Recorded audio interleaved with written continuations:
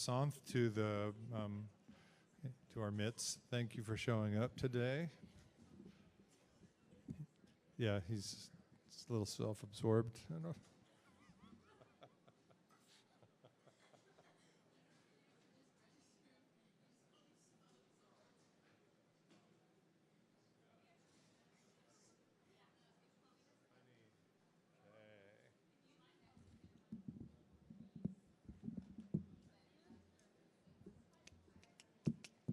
Well, thanks for being here again this evening. Appreciate your support for our seniors and for the program. We're going to go ahead and get started. Again, get started with a prayer. Name of the Father, Son, Holy Spirit, amen.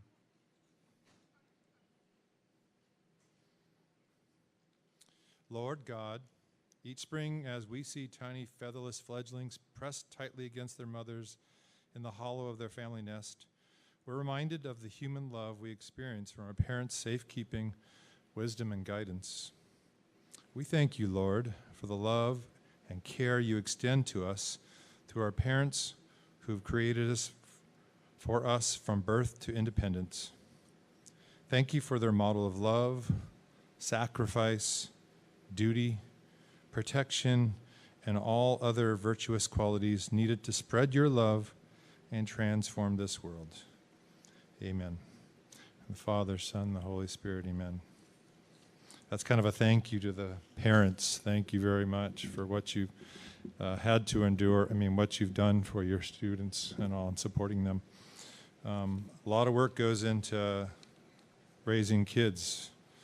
And when they are independent like these guys, sometimes that's even a little more difficult. Just want to do a quick thank you again. There's a number of folks, if you look at the back of the program, there's a number of people who were involved in putting this all together, mentor-wise, from all over the region. And so I want to say thank you to those folks. And I might as well take this time to do this now. This, I think, is the 38th year of this program.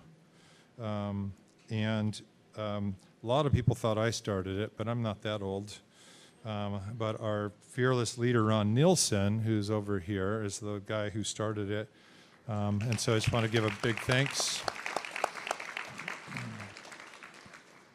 He has announced his retirement, so he will be here just for 10 more years and all. So take advantage of this time right now. So we have a number of projects all over the board, as a matter of fact. Kind of nice. So I'm going to go ahead and introduce our first speaker, who is Chloe. And Chloe's here to talk to us about sorry, I did the wrong person, sorry. Here to talk to us about crab. I know, so.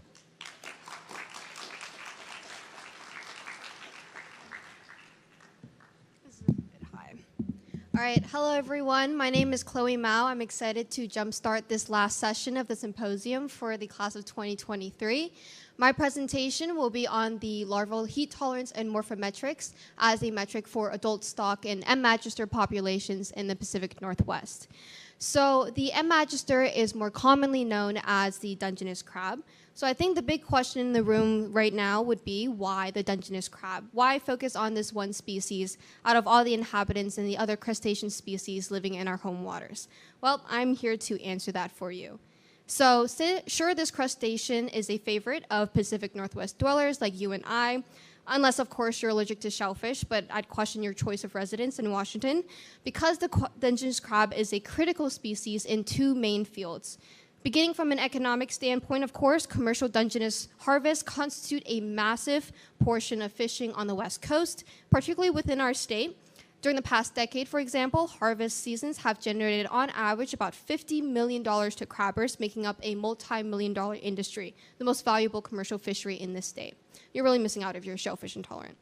Even so, as Dungeness crabs becomes ever more valued as a recreational, commercial, and tribal resource, a greater rate of fisheries have been closing for harvest seasons in the past few years. Catch seasons have been pushed back further and further each year because of new intensified abiotic stressors and that have jeopardized proper larval and adult abundance populations. But aside from the commercial and economically incentivizing aspects of the Dungeness crab, this crab is also an excellent indicator of environmental change in oceans affected by things like climate change. Dungeness crabs are marine calcifying organisms, which means that their shells consists of calcium carbonate ions, which is obtained from the ocean waters in which they reside in. So in this way, the Dungeness crab is an excellent indicator of environmental change in oceans. In other words, they are an indicator species for volatile environmental conditions. With the onset of intensified ocean acidification and, of course, the alarming temperature peaks during the summer seasons, this also makes obtaining carbonate ions difficult, which makes maintaining a calcium carbonate shell in turn increasingly difficult. But from the picture you see on the screen and in the past slide as well, I've been showing this picture quite a bit. So this image is an image of an adult Dungeness crab. However, this Dungeness stage of life is not going to be the primary perspective from which this study was conducted. Instead, we'll take a look at one life stage. Briefly, we'll take a look at the juvenile and zoea stages, but with a greater emphasis on this stage here, the megalope life stage. So before Dungeness crabs become benthic or bottom-dwelling harvestable organisms, they spend about 3 to 4 months as very small floating larvae within the water column. For the zoea stage, which is this one right here, this is the larval form immediately after hatching from their eggs. So similar to other crustaceans, they live planktonically, which is suspended near the surface of the water. Now, succeeding that would be the megalope life stage, which is characterized by a wider carapace or body shape. The abdomen still stretches out from behind, but they have an increased overall size. And Dungeness megalope, like zoea, continue to live planktonically, and this stage occurs during the spring and the summer, which coincidentally is also when our catch period commenced as well. So the purpose of this study is to determine what the best predictor of adult crab biomass would be. This is extending from a long-term larval crab monitoring study in Coos Bay, Oregon by someone named Dr. Alan Shanks from the University of Oregon. He provided evidence that larval crab abundance can predict adult crab abundance 4 years after the larvae are caught. So a research collective known as the Pacific Northwest Crab Research Group, or PCRG for short, basically worked off of this model to determine whether it could also work in Washington's home waters by developing a regional larval crab study using light traps deployed on docks and piers to capture Dungeness crab larvae. This would then assist in providing both estimates of abundance and morphometric measurements to determine whether temperature would have an effect on the physical attributes of M. magister megalope at different sites. So, with this project, we'll be identifying the significance of Dungeness larval mortality in the megalope stage specifically, to be able to draw possible statistically significant correlations between temperature and carapace morphometry during the peak temperature of summer months. So on this map displayed on the screen here, these are the primary locations from which we conducted our studies from, and they're numbered on the map as well. For me personally, the primary location from which I assisted with in-field data collection would be number 2 right down here, which is the Point Defiance Marina. All in all, our sample population focused on 6 different sites, which are listed up there as well. And our data in particular were analyzed from those 5 different sites from the Point Defiance Marina, PSEC, which is located in Canada, the Marine Science and Technology Center, Port Townsend, and Whaler Bay, which is also from Canada. So at this point, you might be wondering how exactly we were even able to capture Dungeness megalope, seeing as they're pretty small organisms. So I'll briefly go over what exactly we used to capture our data. So we used something called a light crab trap. So in order to capture our megalope, this trap was deployed and retrieved about 4 days per week from mid-April of 2022 to early September of 2022. So I'll briefly go over the mechanisms of this body and the primary aspects that allowed us to capture the data that we sought. So the trap's primary body is constructed using a traditional 19-liter jug. On the jug body itself, holes were carved in to fit a series of tunnels or funnels to make up a total of 6 funnel openings. And these funnels would serve as the main entrance point to the trap, wherein organisms would be able to enter the trap but be unable to exit it. And then starting from the top to the bottom, placed on top of the jug body is a buoyant lid that contains a waterproof box. And the box houses the trap's main battery and timer. Connected to the timer is an LED light unit that would extend from the top to the bottom here. And that is scheduled to turn on at sunset and off at sunrise to attract organisms that exhibit positive phototaxis. So organisms that exhibit positive phototaxis essentially just means that they are attracted to light. So that's why we turned it on at sunrise on at sunset and off at sunrise. And then at the bottom of the trap body is the cod end, which is fitted with mesh on its interior. This cod end in particular is detachable from the main body of the trap, and that's where any organisms larger than the mesh will reside until the cod end is unscrewed and we can see what we had gathered from the day before. So, equipped with this handy-dandy trap, we also had a temperature logger attached to the pier to record the second substantive data point for us to use. This would be the temperature of the water in which the trap was in, and it recorded every 10 minutes. So in addition to temperature gathering on site, our specimen of interest were manually identified, counted, and contained on site in either vials of 100% ethanol or DNA RNA shield for later laboratory analysis. For the latter set of samples, I'll be delving that into greater detail in the future. So, once individual megalopae were properly cleaned, they were submerged in either the 100% ethanol samples or for the DNA RNA shield samples, the megalopae were crushed to assure full tissue penetration of the reagent. So now you might also be wondering what exactly the megalopae looks like. So these are some images here and here. So the megalopae is indicated by the dark spotting and the overall larger mass or size compared to other crustacean species like the black claw or the red rock. You'd be able to easily identify the difference between those two species. Note that the image in the middle that is slightly different from the images on the far right and left. That's because this is an instar or a juvenile crab.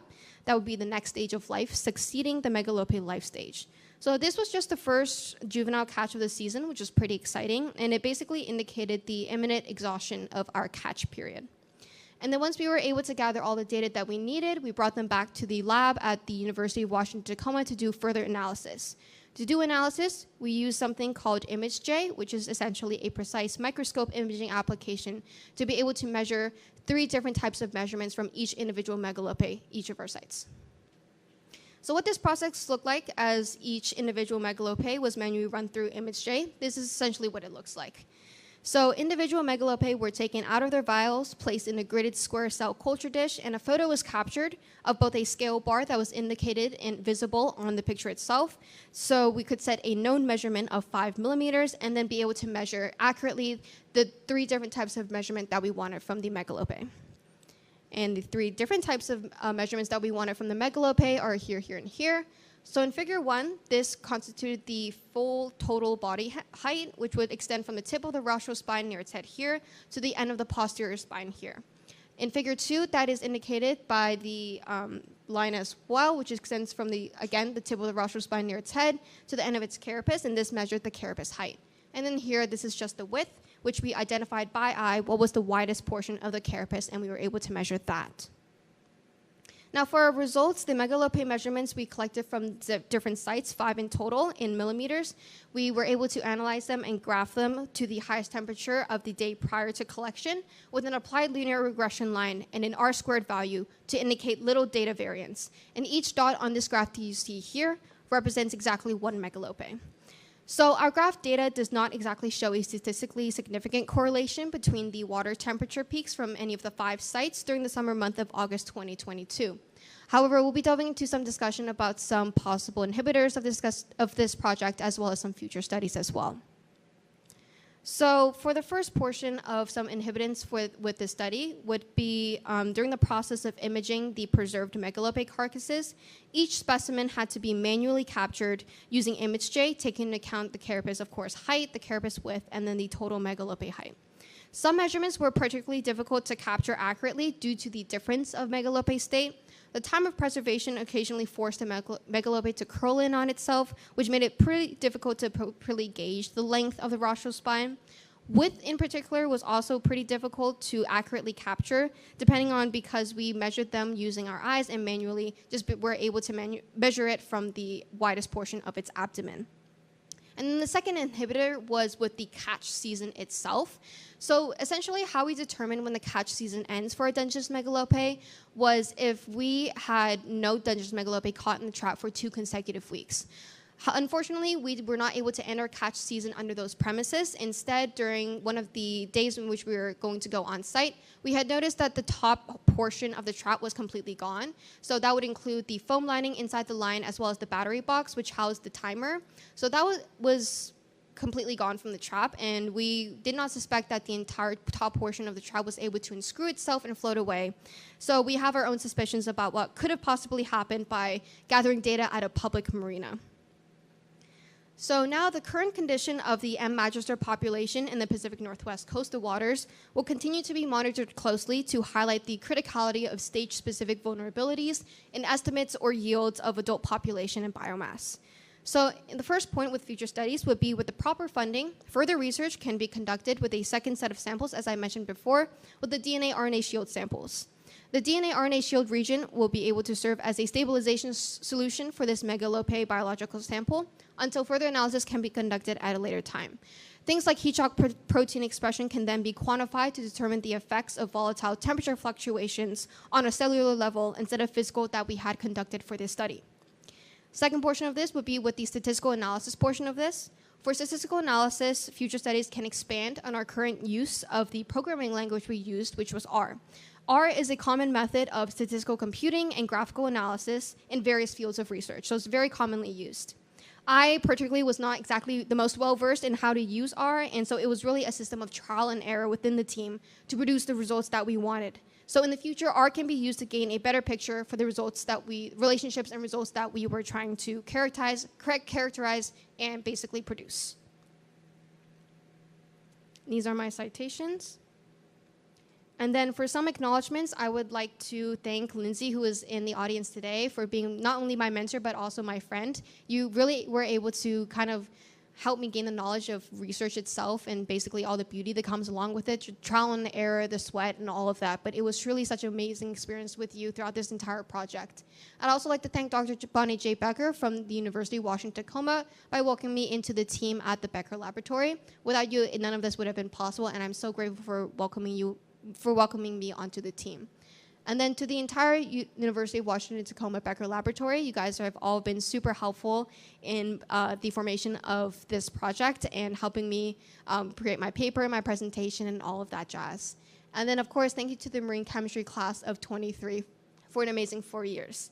And before I move on to questions, I would also like to acknowledge the work of the Marine Science and Technology Center, the Point Defiance Zoo and Aquarium, and the Hakai Institute for partnering with studies just like this one. Without the collaboration from numerous research studies, it would have been difficult to learn as much as we do about the Puget Sound and the inhabitants living in it. So with that, I will take any questions, concerns, or comments.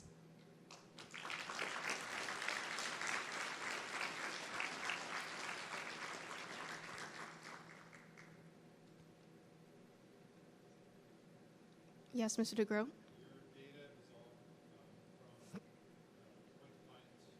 No, we gathered data from 5 different sites for this study. Have they been able to analyze any of the information that you've been collecting at all? Have you received word from them about anything that they've done? No, not so far, because this has been the primary study from which I've been focusing on, for sure. Yes? Oh, sorry. I had a question up here. No, sorry. I'll come to you afterwards. Sorry. I'm so sorry. Sorry. The question was why the Dungeness? Why study the Dungeness? So because they're an indicator species, I thought it was a pretty interesting study, and as well as the help of other people within the Becker Laboratory who started this project, that it would be a pretty cool thing to kind of enhance. And so when granted the opportunity, I kind of just took it. And then I'll take the other question if there was one. Yes.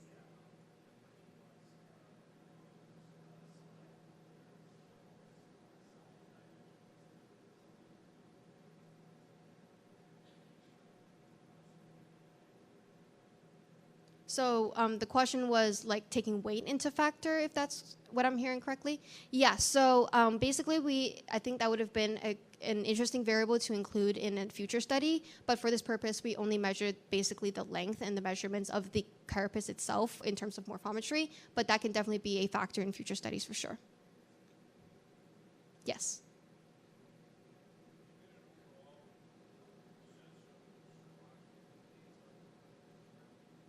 So because our results did not produce anything statistically significant, it's difficult to draw a correlation between temperature and then the morphometry of each individual megalopes. So that would be something that can be conducted in the future with wider set of like data and other factors as well. But it's difficult to determine because our results were not exactly statistically significant. Thank you.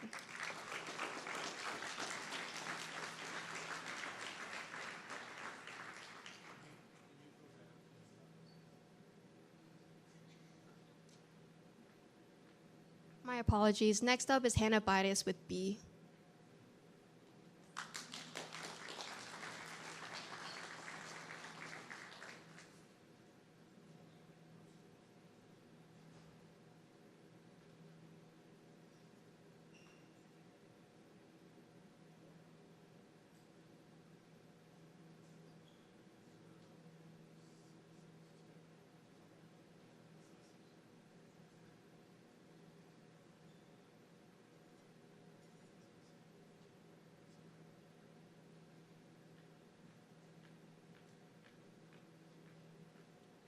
It's different.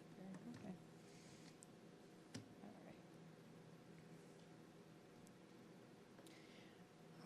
right. All right, my name is Hannah Bidas, and I did my project on analyzing hive health through a comparison of the Langstroth and Apame hives with a focus on Varroa destructor populations. So I am sure everyone in this room understands just how important bees are. They are primarily our crop pollinators. They help produce a third of our food supply, and they also prevent soil erosion, among many other things. Unfortunately, beehive populations worldwide are declining, which has an impact on human crops and the environment as a whole, which is raising a lot of red flags as to why. One of these many reasons are due to Varroa destructor, which are also known as Varroa mites. As you can see on the screen right there, they are a parasitic mite that infiltrates the hive, and they live off of these bees, causing genetic deformities, wing damage, and they overall just weaken the bees in general, which can lead to a devastation of the hives and bee death. So as you can see up on the screen, I have two beehives, the Apame hive and the Langstroth hive. The Langstroth hive up here is what you typically kind of think about when you think of bees, you think of beekeeping, you think of that wooden box. The Apame hive, in a kind of a contrast, is the hive right there. It is plastic, and it is marketed as being a thermo beehive with double layers of insulation to control temperature and a ventilation system to control humidity and kind of help regulate the climate and weather conditions inside of the beehive. Apame hives are marketed as having 6 times more insulation than the wooden beehive, and it has kind of been compared with the Langstroth hive to be better at controlling hive temperature and humidity, but not necessarily as good at controlling Varroa populations. So the purpose of this study was to determine how the overall hive health is affected in relation to Varroa populations, temperature, humidity, and brood and honey frame production numbers compared between these two hives. As I said before, bee populations worldwide are declining, and many speculate that this is due to Varroa mites. So the aim of this study is kind of to determine whether a difference in hives makes an overall difference in mite management and hive health. My hypothesis was that the Apame hive would have an overall better hive health, creating a better environment for the bees to thrive and keep the Varroa mite population management to a low amount. So I measured temperature, humidity, brood cells, honey cells, and Varroa populations here at Bellarmine from September 1st to October 20th. As you can see on the screen right there, that little star is where I had my beehives, which are also on the screen. The Apame hive is the plastic one, which is on the right-hand side, and the wooden one is the one on the left. And these are the first beehives at Bellarmine, so I was very excited to kind of start this project and create Bellarmine's first little apiary. So for starting off with mite count collection, I collected every Thursday at around 2:30, and I counted and determined the number of mites using a sticky board as the mites fell. So the mites, they stick onto the bees, and then when the mite dies, it falls off the bee, and they fall onto these sticky boards. And from there, you can collect the sticky boards and count to see how many bees or how many mites there are. Before the collection period, both beehives were treated twice with an oxalic acid treatment that weakens and kills the Varroa mites with minimal harm to the bees. Once I started my data collection September 1st, I cut off all treatment to keep the project the same with both Apamea and Langstroth hives. So I could allow the mite populations to grow as they normally would with no outside interference of any chemicals. For temperature and humidity, I used BroodMinder, which is in its simplest form a Bluetooth sensor that sends 24/7 hourly data to a mobile app and a website that just gives me accurate counts on what the temperature and humidity of the hive is at that time in its simplest form. I only use data Monday, Wednesday, and Friday, and I placed this tool above the lower brood box of the hive, kind of in between the upper and lower part of the hive to get the best accurate measurement of kind of like an average temperature there. For frame counting, I counted all of my frames once every other week on Fridays. The hives were opened and data about the frames were collected. The bees were smoked to both subdue them and keep them calm and safe, and also to keep me calm and safe with the bees. All of the boxes and the frames inside both the Apamea and Langstroth hives were counted and organized into which hives had how many brood and honey frames. And a frame is a structural element in a beehive that holds the honeycomb or brood comb within the hive enclosure, and it allows the bees to build on it and create honey and brood. Brood cells and brood frames are a frame that just contain a majority of brood or baby bees, and honey frames are frames that contain majority of honey. So on this screen you can see this is primarily a honey frame, and a lot of the honey is capped on the side, which means that it is pretty much done being created, and it's kind of just going to stay in that little cap right there. So for my results, mite count between these two hives, as you can see, varied to a significant degree. With the Langstroth hive, mite count stayed low and very consistent. It only maxed out at 8 mites, I believe, in the middle of September. And then on the other hand, Apamea mite counts were very high, with the max being 154 mites. So there's a very big increase in mite counts with the Apamea hive. Obviously, this is going to be the most significant difference I found during this study, was just the sheer amount of varroa mites in the Apamea hive. Throughout the duration of the study, the Apamea hive had a larger amount of varroa mites, which could be due to the fact that the Apamea hive is marketed as a temperature and humidity regulating hive, and because varroa mites kind of enjoy higher temperatures and lower humidities, the mites are kind of better able to reproduce and sustain themselves living off of the better temperature and humidity control that the hive has. And since the wooden hive doesn't have this feature, the varroa mites could have had a harder time living in the wooden one. Perhaps the most unexpected finding of my project was the collapse of this Apamea hive around late October. It was discovered during a routine data collection October 24th when I was opening the hives and counting frames, and I found all of my bees were gone. They left me.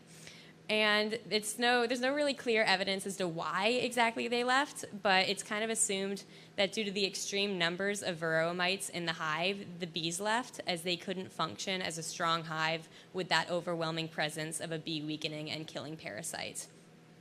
During the winter, bees typically move into their hives and their activity outside is significantly reduced. So it's very unlikely that a bee would leave their hive during this time unless they were absolutely necessary or if it were forced out. So that's kind of why we are speculating that the high mite count might have forced the bees out. This data collection period of mine was set to end around the end of October and potentially into November, whenever the bees kind of just decided to move into the hives for the winter themselves. But it was cut short and ended when my bees left, because I could not collect data if I didn't have any bees. After my bees left, I took a couple of the frames from the Apamea hive that contained some amounts of honey cells and a majority of brood cells. And I took these frames and I opened them to identify varroa mites inside the cells feeding off of the brood, because varroa mites reproduce inside of baby bee cells. And so I took these cells and I took the bees out and I put them under a microscope, and as you can see, we found evidence of varroa mites reproducing inside of the bees and feeding off of baby bees, which you can see up there. For humidity, the Apame had a consistent humidity around 50 to 60% around the entire collection period. The Langstroth hive's humidity was kind of all over the place, and it really didn't have a consistent trend.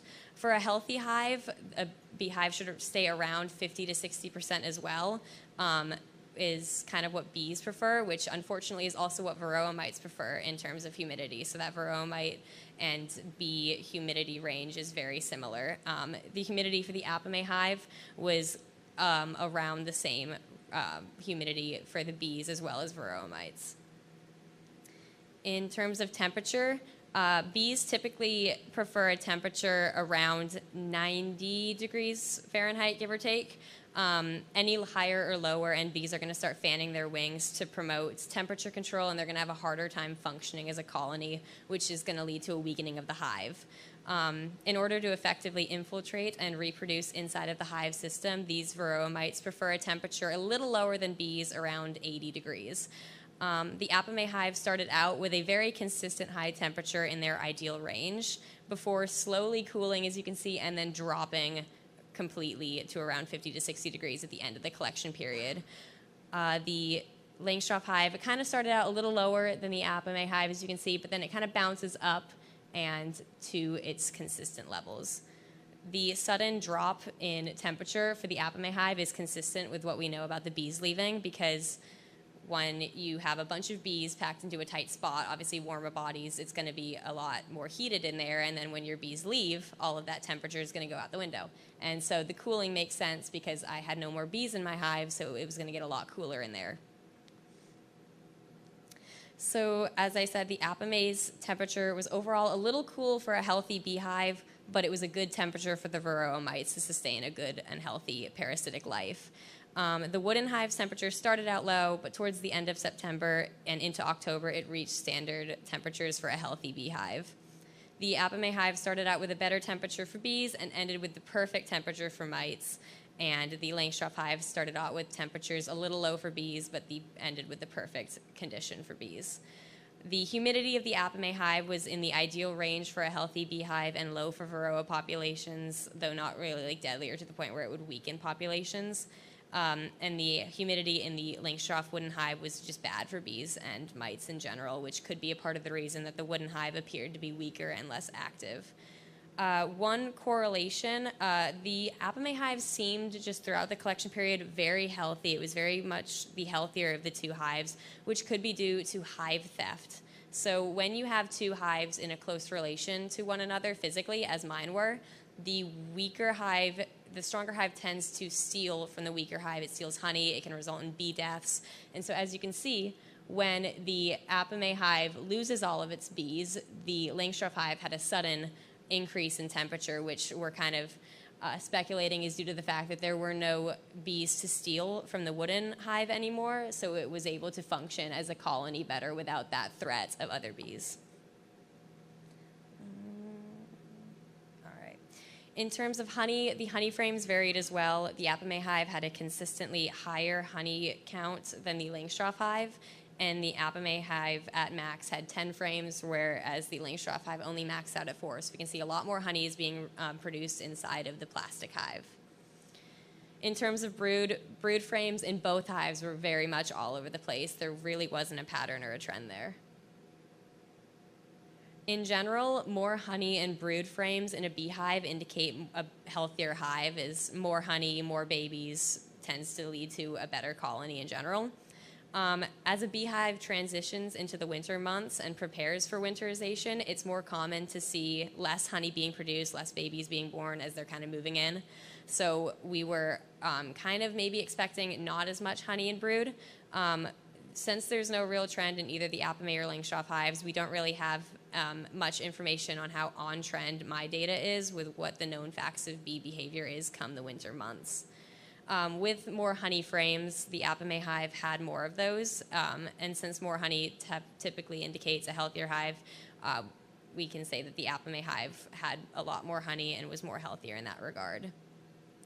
So my research found that the Apame hive was healthier in respect to honey production and humidity, and the Langstroth hive was healthier in terms of temperature and varroa mite populations and there was no real indication on brood. So my original hypothesis, which was that the Apame hive was just better overall, was disproved. So I had a couple limitations. First of all, I had a shorter collection period. I was not expecting my bees to leave on me. That was definitely a shock, opening that hive and seeing them all gone. So I, in a perfect world, would have loved to collect data longer, but that was cut short. So that was definitely a limitation of my study.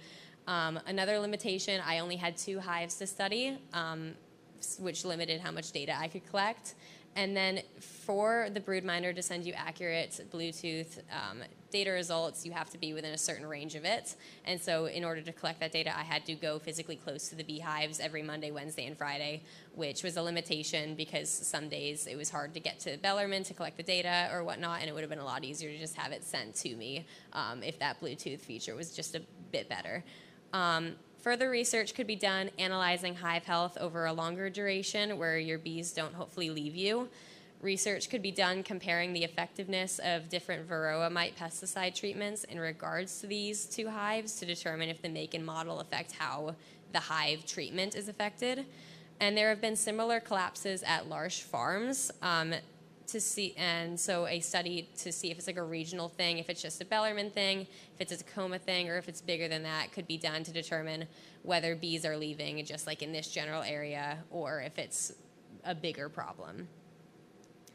So I would like to give a quick thank you to Mr. DeGroat and Mr. Nielsen, Mr. and Mrs. Nielsen, for supporting me through this project, taking us to Hawaii. I had a really amazing time. Ms. Savage, she taught me everything I know about bees, and she really was very supportive in all of this, teaching me how to handle bees, how to smoke them, how to not get stung. So she was very, very helpful in that. I would like to thank my family and friends for supporting me and encouraging me to stay in this program. I'm really glad I did. And then to the Marine Chem class of 2023, you guys were awesome. Thank you.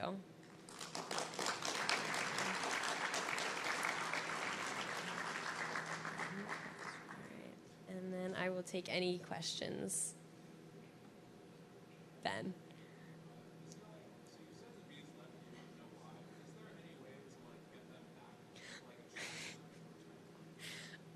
The question was, is there any way to get my bees back? I don't think so.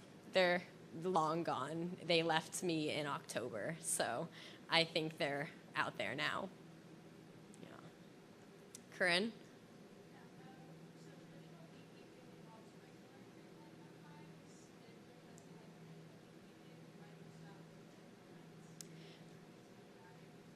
So the question was, why did I stop treatment of the hives if traditional beekeeping kind of calls for a treatment of the varroa mites? And I wanted to keep my study consistent, and my focus on my project was like, if the Apame hive and wooden hive had like a change, or like if varroa mite populations were to differ in terms of the hives because of like different make, model, material. And so if I treated the hives during my collection, then it would have given me skewed data because it would have been data while the varroa mites were being treated with this chemical, which would have given me skewed data. Corinne? There was no cleanup process. They left like fully. They just flew away. The cleanup process for the brood frames that I kind of were analyzing is still yet to come, since I still kind of had to clean that up in the Marine Chem lab. Sorry about that. So that's going to be a cleanup, but that's a later issue. Right there? Yeah.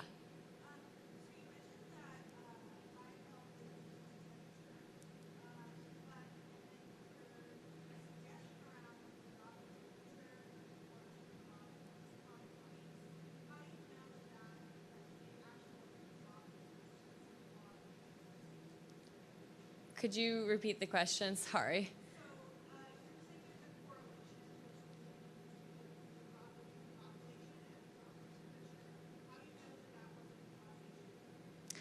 I don't know that it was a causation. I know that varroa mites, obviously they like the temperature a little lower than the bees, so it definitely could have been a causation, but with just the fact that the varroamite populations were just steadily increasing throughout the entire collection period, and then they just dropped suddenly with the bees being gone, it, to me, seemed like an effect more than a cause.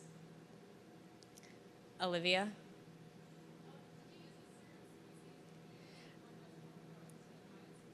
I use the western honeybee, Apis mellifera, since that is what's common here, but varroamites affect the eastern Asian honeybee as well. It's all over the world, but I just used the western honeybee. My bees came from California, so they were given a temperature shock when they got to Washington. They didn't like that. Yes, right there.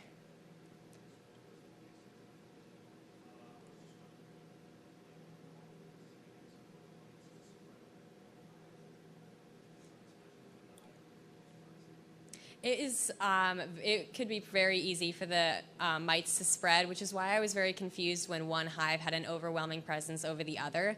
But since the Apame hive was typically the stronger of the two hives, I would have expected to see the wooden hive to have an increase in mites. Since the Apame hive is stealing from the wooden one, the bees are coming over from the plastic one. The varroamites would come from like the healthier hive and spread into the weaker hive, but we didn't see that. And so I was very intrigued as to why that was the case and why the Langstroth hive didn't have more mites. In the back.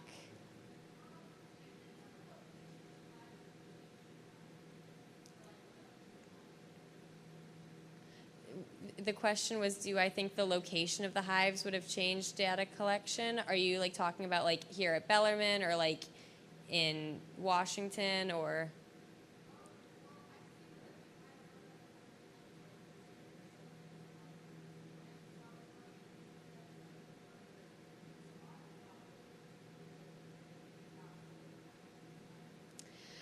It could have a change. We kept them outside over by the Bellarmine beehives, kind of like by the track in an undisturbed area, surrounded by a lot of wildlife for them to kind of pick at. We tried to pick that location specifically for that. A change in location, maybe one that has more direct sunlight, less direct sunlight, could potentially affect it. But I don't think that much. I think it would have stayed pretty consistent since I took outside weather data as well, just to kind of get a control variable, and that was a pretty consistent number throughout spots. So.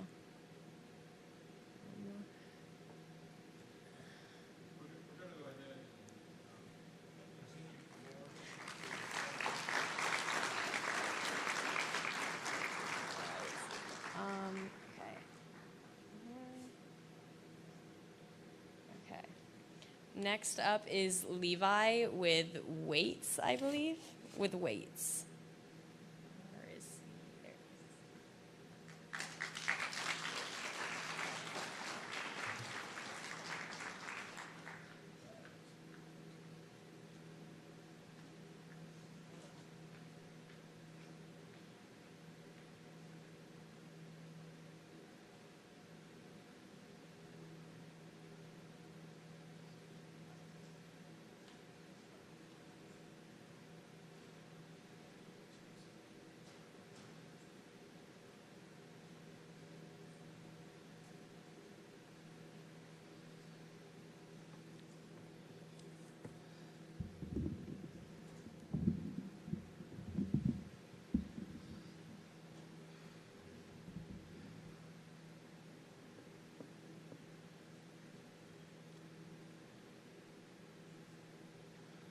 All right, hello everyone. I'm Levi, and this is my presentation on analyzing the effects of music on weight training performance. So just for my introduction, weight training, it's a form of anaerobic exercise where users lift weights using different methods to work different muscle groups. And it's really important because it allows people to get into better shape and develop stronger muscles. Nearly 1 in 4 people lift weights. And then we have music. Music is vocal or instrumental sounds combined in such a way as to produce beauty of form, harmony, and expression of motion. So music and weight training, how do these kind of combine? Because of new modern technology like iPods, AirPods, MP3s, people can now listen to their favorite songs whenever they want, which includes when they're exercising. So a lot of people do this for various reasons, but it can help increase positive attitude, it can be a distraction from pain, and the lyrics can serve as motivation. So the inspiration for this project, I knew I kind of wanted to study something music-related, so I looked into some past studies. There was quite a few about aerobic exercise, like running, and how music can help runners, but there wasn't a whole lot about anaerobic exercise, which would be weight training would fall into that category. And so my question, we know music can have positive effects on aerobic exercise, but does it affect anaerobic exercise, specifically weight training, in the same way? So besides increasing motivation, can music actually affect weight training performance? And my hypothesis was that music will have a small effect on the amount someone can lift due to the increased motivation it gives. So I'll go through my methods. Step one was to recruit participants. I reached out to friends and family members and asked them to participate in the study. I contacted them just kind of in whatever way I could. Many people indicated their willingness to participate, so they were sent the information to begin. Each participant, they chose to be either in the control group or in the experimental group. So the control group would be working out without listening to music, and the experimental group would do their weight training while listening to music. And there ended up being 13 total, 7 in the control group and 6 in the experimental group.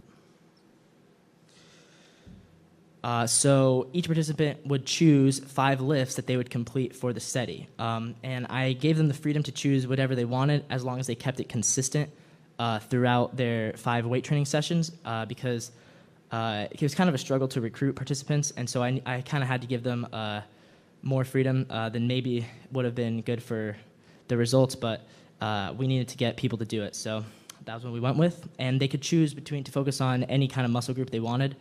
Some did a mixture of areas, and some did the same area consistently throughout. So each participant, they first completed an initial test without listening to music. They recorded their max weight and their comfort weight for each of their 5 lifts. So the max weight it was the heaviest amount someone can lift for 1 rep, and the comfort weight, the heaviest amount someone can comfortably lift for 8 continuous reps. And then after that, each participant, over the next 2 to 3 weeks, they completed 5 more weight training sessions, and they continued to record their max weight and their comfort weight.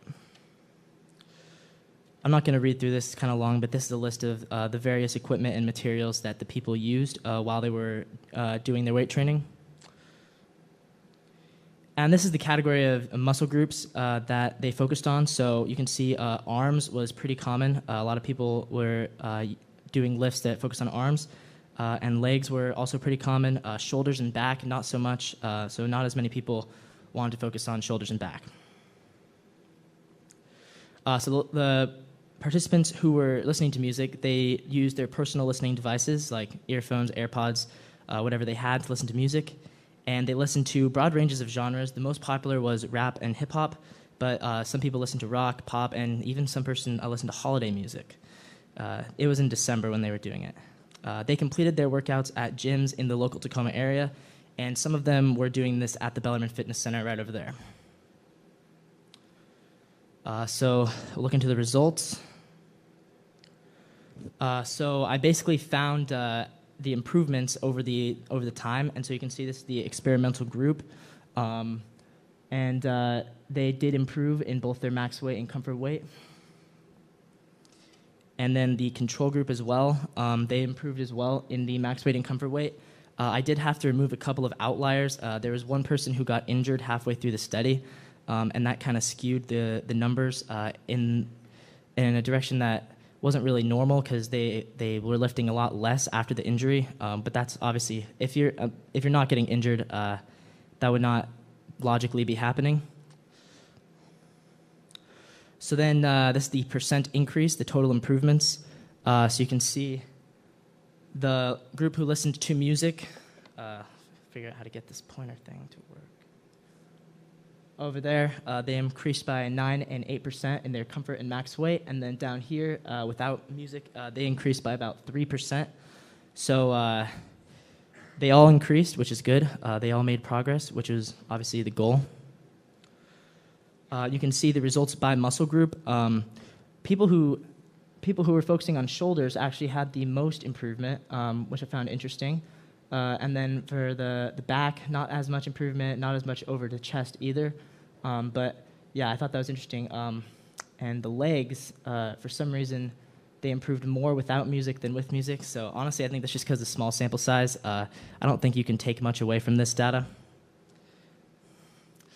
So for my results analysis, I use an unpaired t-test to determine the statistical significance of the results. So for comfort weight, the t-value was 2.1, the p-value was 0.06, and for reference, 0.05 is considered like statistically significant. So it was like kind of just on the borderline, but it's too hard to know for sure. And then for the max weight, the p-value was at 0.08, which is not quite statistically significant. So unfortunately, not statistically significant, but still interesting results. So to talk about the limitations of the study, time between weight training sessions, that was not regulated. The amount of participants, it ended up being pretty small, and I'll talk about that in a bit. The time of day, we didn't control that. And then basically just like, we kind of had to give a lot of freedom to the participants as far as like not regulating what they did because it was kind of hard to recruit people, and that was kind of the only way we could get them to do it. So a little word on the subjects. There was actually over 50 participants who were recruited for the study, but a lot of those participants began it and were not able to complete it. And that was basically because of some time constraints. There was some limited access to the gym, and also just forgetfulness. So we ended up with 13 that completed it, 7 and 6, so it was a good split. I was glad that that was able to work out. So for future research, I think it would be obviously beneficial to study this with a larger group of participants, as well as a more diverse range of participants. And I think just if we could have more emphasis on the genre of music, because that was kind of what I had initially also hoped to focus on, but with so few people, it was kind of, there wasn't really any clear evidence about which genres had any effect. And then also just a longer period of time. This one, they only did 5 weight training sessions, so it'd be interesting to study with maybe 15 sessions or as many as 50 sessions to see like how the results would change over time. So for my conclusion, the data set is not large enough to draw a finite conclusion, but it does kind of appear that there could be a positive correlation if this was further studied, and it would definitely be beneficial to keep studying this topic. So thank you to the Marine Chem class. Thanks to Mr. DeGroat. You've helped me a lot through this, and Mr. and Mrs. Nelson for that amazing trip, and my wonderful classmates and my family. So thanks.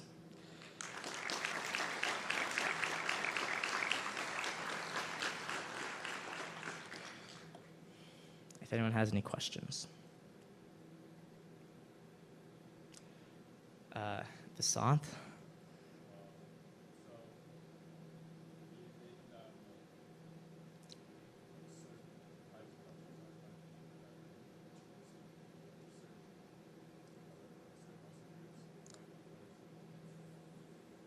Sorry, what's that?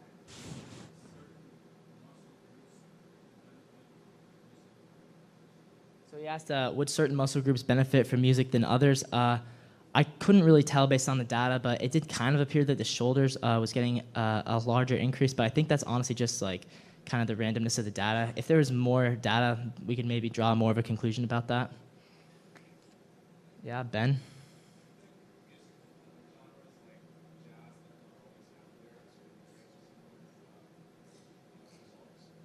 Yeah, so the question is, would music maybe that didn't have lyrics, such as jazz, create similar results? My hypothesis would be not as good of results because I think part of it is like the way that the lyrics and like also like the tempo, and a lot of jazz music is more like slower and more mellow. So I think I would be interested to study into that, but nobody listened to jazz while they're doing their workouts, so we don't really know. In the back there. Did anybody listen to classical? No, nobody listened to classical.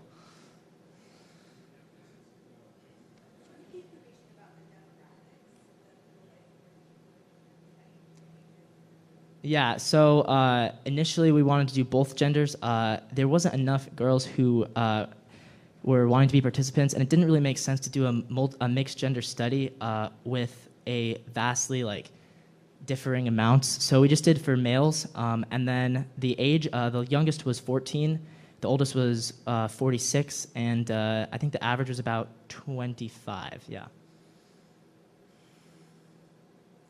Yes?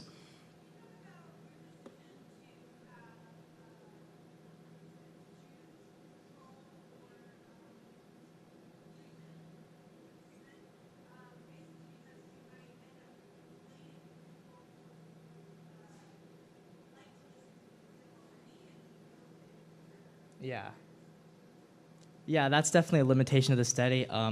But again, we were kind of struggling to recruit people and get people to finish the study. So we kind of just had to give them that free range of choice. But I do agree, because for people who are listening to music, if they chose to do that, they may have already been listening to music, which could kind of skew the data. So I agree with that.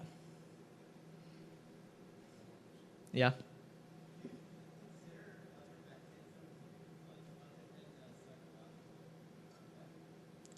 Sorry, what's that? Of the influence of...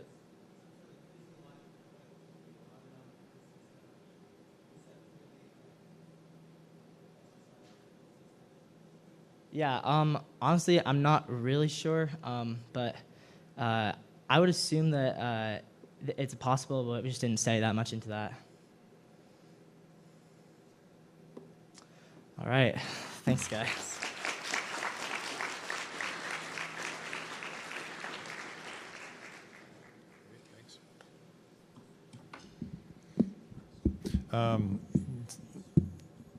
Working with people is kind of difficult, probably more difficult than bees, is my guess. And being in the classroom kind of is so dynamic and all. So, and a lot of our students kind of finding that. You're seeing that last week and this week as well. If they just cooperate a little more. We're going to take a brief break, a couple of minutes. Go ahead and stretch your legs. And then we're going to come back to hear Pretty not talk about bees, but about cabbage and broccoli. Yeah.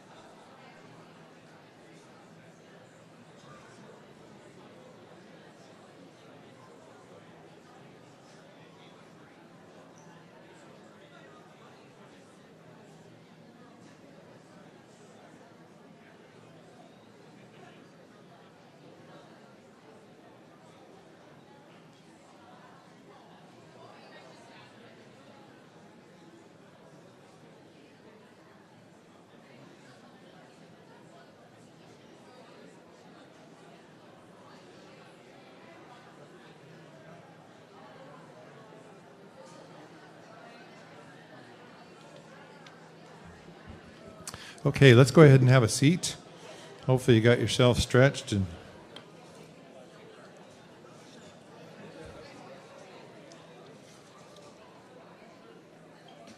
Pretty, why don't you come on up and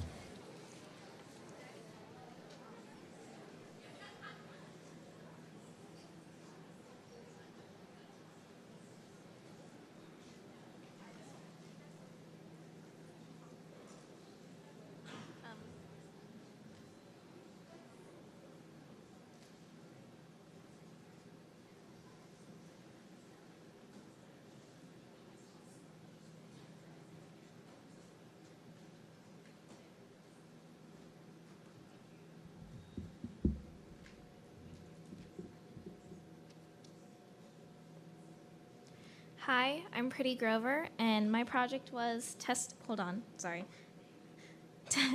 the effectiveness of aquaponics versus soil farming on the growth of cabbage and broccoli plants. Aquaponics is a form of agriculture that revolves around the concept of a symbiotic relationship between plants and fish.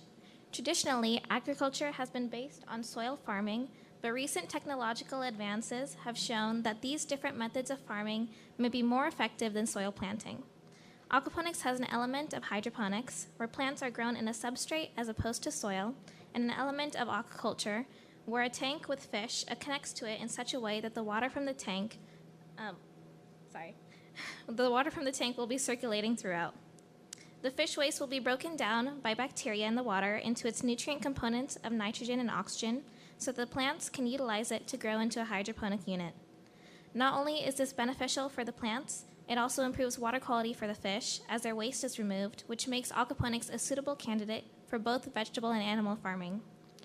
Aquaponics has revolutionized the farming industry since it has so many benefits, such as reduced land area requirements, accelerated plant growth rates, reduced water consumption because of the tank system, and year-round production in controlled environments. Aquaponics has been used as early as 2000 BCE. Most previous studies in this field have been focused on experimenting with different methods and components in an effort to make aquaponics more effective. One study tested a variety of substrates to improve the hydroponic element. Another tested alternative system designs, using solar energy to reduce costs and environmental damage. And a third study focused on a different selection of plants and animals, using red tilapia on pak koi and kaizen.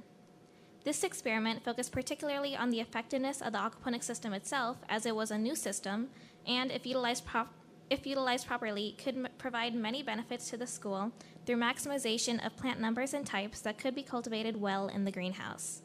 The study compared the effects of the aquaponic system on plant growth to traditional soil farming methods.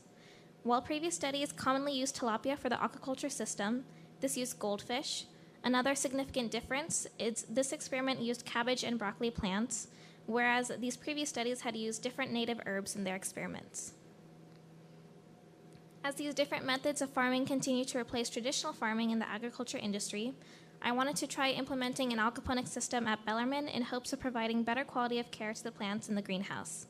My research question was, how effective is aquaponics farming in comparison to soil-based farming on the growth of cabbage and broccoli plants? I hypothesized that the plants grown in the aquaponic system would have better growth than the plants grown in soil in terms of plant height, plant produce, and fish length, because it would be provided with nutrients in a unique way that the traditionally farmed plants would not. If this hypothesis was supported, this aquaponic system could be used to increase the amount of plants that could be grown in the area well, provide healthy, self-cultivated produce for the school, and reduce costs for greenhouse maintenance without losing any profit.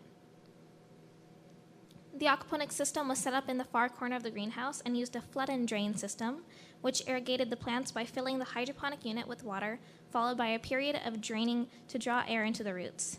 This would provide oxygen to and support the roots while ensuring that the plants were properly watered. The tank of water was at the top of the system, and it periodically filtered down into the two hydroponic units using a weight system. The tank water would drain into this bottle until it was full, at which point it would drop and release the nutrient-rich liquid into the true plant units. Once units filled completely, they would drain into the fish tank below, which would cycle the water back to the tank through a pump and pipeline, and the cycle would repeat. Cabbage and broccoli were used for the study as they were relatively easy to grow and were especially favorable to the conditions in the greenhouse. Goldfish were used because they were easy to obtain and raise. These fish were also chosen because the purpose of the study was to test the effectiveness of the aquaponic system, so neither the fish nor the vegetables were to be consumed. Data was collected on Tuesdays and Thursdays at 8 a.m. for a period of 8 weeks. Plant height and fish length were measured in centimeters and determined using a meter stick and the measure app respectively. For tank cleanliness, temperature and pH were monitored using an aquatic thermometer and pH strips. Two sets of six plants were used each, resulting in 24 plants total. 6 cabbage and 6 broccoli plants were placed in a system that was watered every other day, while the remaining 12 plants were placed in the aquaponics system randomly, which ran from 8 a.m. to 3 p.m. every day. 20 goldfish were used for the study. 5 died at the beginning, RIP those 5, but were replaced 5 weeks into the study. To ensure a healthy environment in the tank, the water was cleansed with a plant-based water conditioner. Sword ferns and a plecostomus suckerfish were also added to the tank 5 weeks in to provide nutrients for the fish and ensure tank cleanliness. All you younger marine chem students are going to remember this from Titlow. Nitrate levels, dissolved oxygen levels, and turbidity in the tank water were tested to ensure that the fish waste broke down properly to deliver the necessary nutrients to the plants. Nitrates were tested by adding a reagent to a sample of tank water and measuring the change in color against a nitrate scale. Dissolved oxygen levels were tested using the Winkler titration method, which involved titrating a solution of sample water and chemicals with sodium thiosulfate and calculating the amount used. And turbidity was tested using a turbidity monitor by calibrating the monitor to 100 NTU using a provided sample, then recording the first stable value to be read for the sample water. Growth rates of the cabbage and broccoli plants in both the aquaponic and soil-based systems, as well as nitrate and turbidity levels, were analyzed through graphs generated from Excel. Dissolved oxygen levels, fish growth, and temperature fluctuation were analyzed through data classroom graphs and tables. The results were as expected. This graph shows the growth rates of each plant type. A and S are aquaponics and soil, and B and C are cabbage and broccoli. According to the graph, the plants grown in the aquaponic system had higher growth rates than those grown traditionally. It also shows that the plants grown in the soil had more linear growth rates, while the plants grown in the aquaponic system had more exponential growth rates, especially after week 5. These graphs show the initial and final heights for each plant. The purple are the plants in the aquaponic system, and the blue are the plants in the soil. This bar shows the mean height for for the plants in the first week and in the final week. For both graphs, the purple values, or the aquaponic plants, reached far greater final heights than the blue values, having almost 20 centimeters more growth than the soil-based plants, despite one outlier in the cabbage plants that had the lowest final height out of any plants in the aquaponic system at 18.2 centimeters. A two-way ANOVA test was used to determine whether or not the difference between these values was a result of random chance, and the p-value it returned was less than 0.01 for the comparison of the aquaponics and soil values at week 8, meaning that the data was statistically different. Nitrate levels in the aquaculture tank remained around 5 parts per million with an outlier of 9 parts per million. However, there is a distinct increase from the beginning to the end of the sample period. Turbidity levels in the tank remained around 7 NTU with an outlier of 3.4 NTU, but they did increase until October 27th or week 6, at which point they dropped significantly. The fish growth rate was about 0.96 centimeters per week. Dissolved oxygen levels in the aquaculture tank fluctuated greatly until week 4, at which point they decreased and then leveled out around 10 parts per million. The temperature levels of the tank water averaged around 18 degrees Celsius until week 6, at which point they fell drastically and leveled out. Wait, did I just say that? 12.5 degrees. pH levels in the tank remained at 7 for the entirety of the experiment. Unfortunately, none of the plants grew vegetables, so produce cannot be measured. The purpose of this study was to test the effectiveness of the new aquaponic system in the greenhouse by comparing it against traditional soil farming on the growth of cabbage and broccoli plants. The hypothesis was that the plants in the aquaponic system would have higher growth rates than the ones grown in soil, and this was supported by the data. The cabbage grew much faster and taller than the broccoli, which was expected, but overall the plants in the aquaponics system grew up to 3 times faster and had far greater final height values than those grown traditionally. Turbidity levels increased about 4 NTU before drastically dropping, suggesting that the fish waste did accumulate and was broken down and removed from the tank to provide nutrients to the plants. However, the temperature in the tank drastically dropped near the end of the experiment, which may have negatively affected fish health and decreased the amount of waste, lowering turbidity values. Nitrate levels increased to about 5 parts per million, dissolved oxygen levels increased to about 10 parts per million, both of which also support the breakdown of the fish waste into its nutrient components, since baseline values for nitrates and dissolved oxygen are about 1 to 3 parts per million and 5 parts per million, respectively. The fish grew to about 5 inches, which is about 2 inches longer than the average length for a 3-month-old comic goldfish, suggesting that the continuous removal of waste and the tank cleanliness created a healthy aquatic environment. The increased growth could be greatly influential to fish farming. These results agree with other experiments. While those mainly focused on the most effective setup of an aquaponics system, such as the best substrate to use or a more cost-effective power source for the system through solar energy, in all of the experiments, the aquaponics system was shown to have beneficial effects on plant growth because of the nutrient-rich cyclical design. However, there were a few inconsistencies in the data. 2 weeks after the plants in the aquaponics system began growing faster than those in the soil, the growth rate for all of the plants decreased.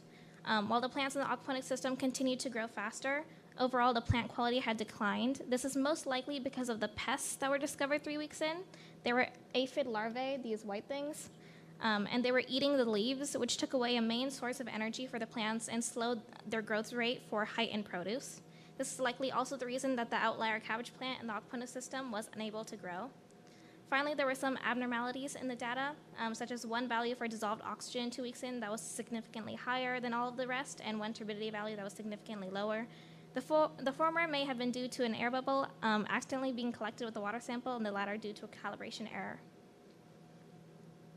Some limitations of the experiment were its timing. It was completed in late fall to early winter because of the school term, but the season was not ideal for the plant growth because it was far colder than the optimal temperatures for cabbage and broccoli growth, which are about 23 to 25 degrees Celsius. The average temperature during the experiment was about 18 degrees, dropping as low as 12 due to a malfunction with the window closing mechanisms in the greenhouse. This caused height growth to be stunted and no produce could be harvested. It was also completed over the course of 2 months. A longer experimental period in the right conditions could have garnered more optimal results. The system itself was also rather small, with the sample size being 12 plants per vegetable. A greater sample size with a more diverse plant sample could have yielded more insight. Some future research could be done on the effectiveness of the system itself, such as by trying a different system setup for the hydroponics component through drip irrigation, deep water culture, or another system, because this experiment used the flood and drain method. Another possibility could be using grow lights like these in the greenhouse to counteract the cold weather. Future research could also be done on the living components of the aquaponics system, such as different species of plants or fish. This future research could contribute to the modernization of the Bellarmine greenhouse, providing more effective care to the plants at lower costs. Thank you to my family and my friends for supporting me on this 4-year journey. Thank you, Mr. DeGroat, for being such a great mentor. Thank you, Mr. and Mrs. Nielsen, for being with us during Marine Chem and for the Hawaii trip. Thank you, Ms. Savage, for helping me with my whole project, because I didn't know anything about plants until about 4 months ago. Thank you to the real Neil Mobile, Van Supremacy. And finally, thank you to the Marine Chem class of 2023. These are my works cited and questions.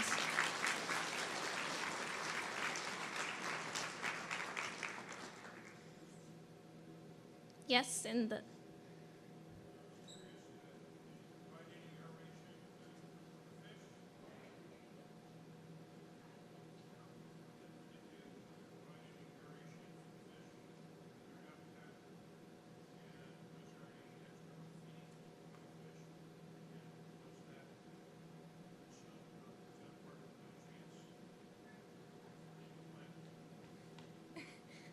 So the question was, what was the fish maintenance like? I fed them every morning using these little pellets. And for oxygen was provided through the system, through the breakdown of the waste and like the nutrients. So I didn't need to do that. That's why I monitored it to see if the aquaponics system would work. But I did feed them regularly.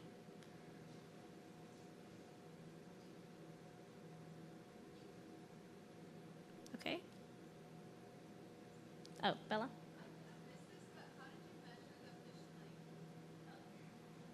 The question was, how did I measure fish length? That was really fun.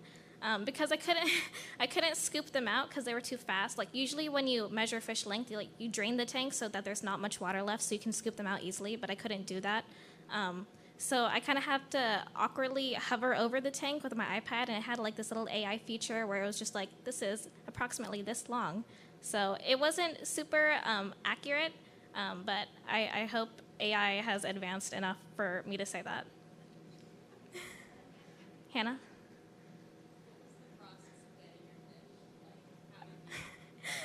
The process of getting my fish.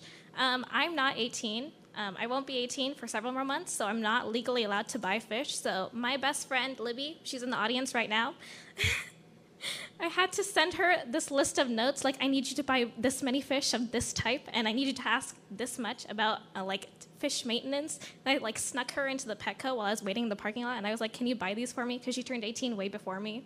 So thank you, Libby, for your credit card and your age.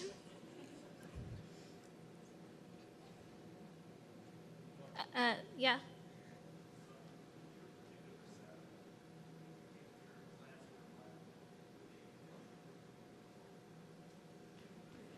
Sorry, I really can't hear well. The question was, could I like eat the plants? I definitely could. I'm just like, I'm one of those I hate veggies kids, so I didn't eat my own cabbage and broccoli. But like, they're still there if you want some.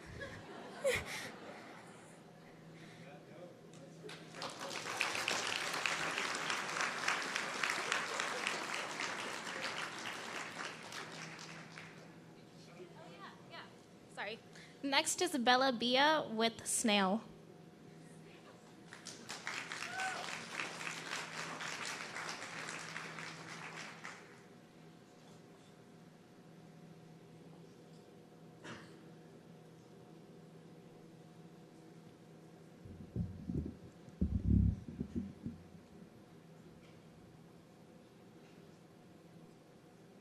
Oh, you don't need to see that. Okay.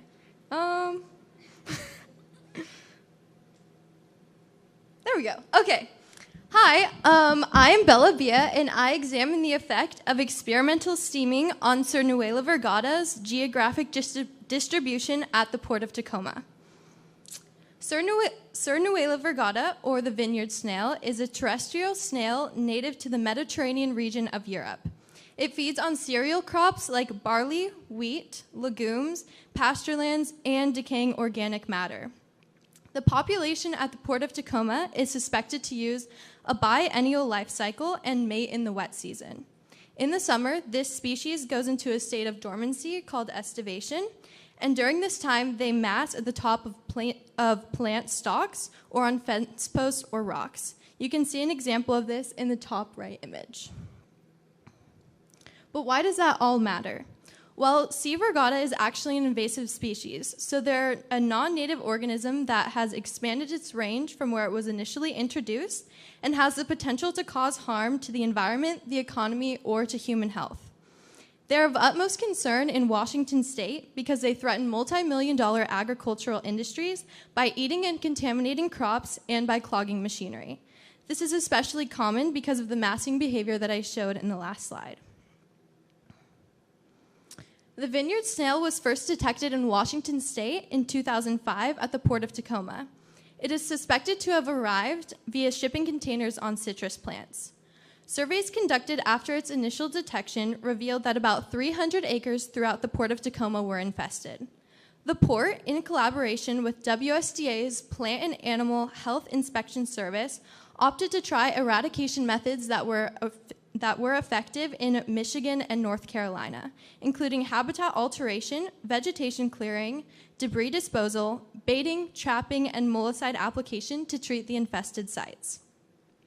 These eradication and containment efforts were in all areas except for at Port Parcel 117, located at 1212 Taylor Way. Port Parcel 117 is an about 6-hectare port disposal area owned by the Port of Tacoma. At Port Parcel 117, there are wetlands protected under the Clean Water Act, which have restricted the eradication methods that can be used. Above, you can see aerial images of the site. On the right is a view of the wider Tacoma area, and the red dot indicates where the steaming site is, and the blue dot indicates where we are right now at Bellarmine. On the left is an aerial view of the site, and the darkened area in the center of the image is the wetlands. There are multiple problems that I have a small part in trying to develop a solution to. The first and most important being helping to develop an effective form of eradication, both by trial and error and by statistical analysis. The specific means of eradication that this study looks at is an experimental steam treatment. The second of which is conveying the effects and success of the steaming via maps that I created. My primary objective was to investigate the effect of steaming in 2020 had on the number of snails given or found in a given steam plot in 2021. There are two components to my project. First was the steaming portion, and second was the GIS portion, which is how I conducted my analysis. My project and data collection was unique in that this is a port and state project, and so I worked with WSDA and the Port of Tacoma to obtain survey data that was already being collected. I'll talk more about the benefits and difficulties to this in my discussion. Steaming is an indiscriminate form of eradication that kills the snails, the eggs, and the vegetation. To do this, steam is essentially trapped under a tarp and forced to penetrate the soil. In 2020, the plot dimensions were 25 feet by 30 feet. Hoses carried steam from the steamer to the area covered with a PVC tarp and pool cover. We placed sandbags, lightweight poles, and boards around the edges of the tarp to keep the steam in. We placed temperature sensors every 10 feet at a soil depth of 0 centimeters and 6 centimeters, and used analog trackers to track the soil temperatures every 5 minutes. While developing this steam treatment, it was determined that for 100% snail mortality, the sensors at 0 centimeters needed to reach 56 degrees Celsius for at least 30 minutes. Because there are 6 sensors at each depth per plot, 100% of the sensors is 6 out of 6 and 50% is 3 out of 6. This is an important metric to keep in mind because I use the percentage of sensors that reach this metric as a measure of success for the steaming. On the left, you can see a diagram of what the plot looked like from above, and on the right, you can see what it looked like from the side. In the middle is what the setup looked like in real life. Once the steaming and detection surveys were completed, I received a shapefile from WSDA containing the geographic locations of snail detections and the number of specimens that were found at each location. I imported that file into ArcGIS Pro and projected the points using the Harn State Plane Washington South coordinate system, which basically means that I converted the data from the spherical perspective to the more planar one that you're used to seeing on maps. I then created 4 feature layers, which is just a way to organize and represent the data that I want to convey. The 4 layers correspond to the 2020 steam plots, the number of sensors that reach 56 degrees Celsius at 0 centimeters and 6 centimeters, and the number of detections per plot in 2021. On the left here, you can see what the feature layers look like in the GIS interface. On the right are the 2 primary tools that I use to create the maps, symbology and properties. These tools allow you to manipulate the ways in which the data appears on maps. I then use colors to represent the independent and dependent variables.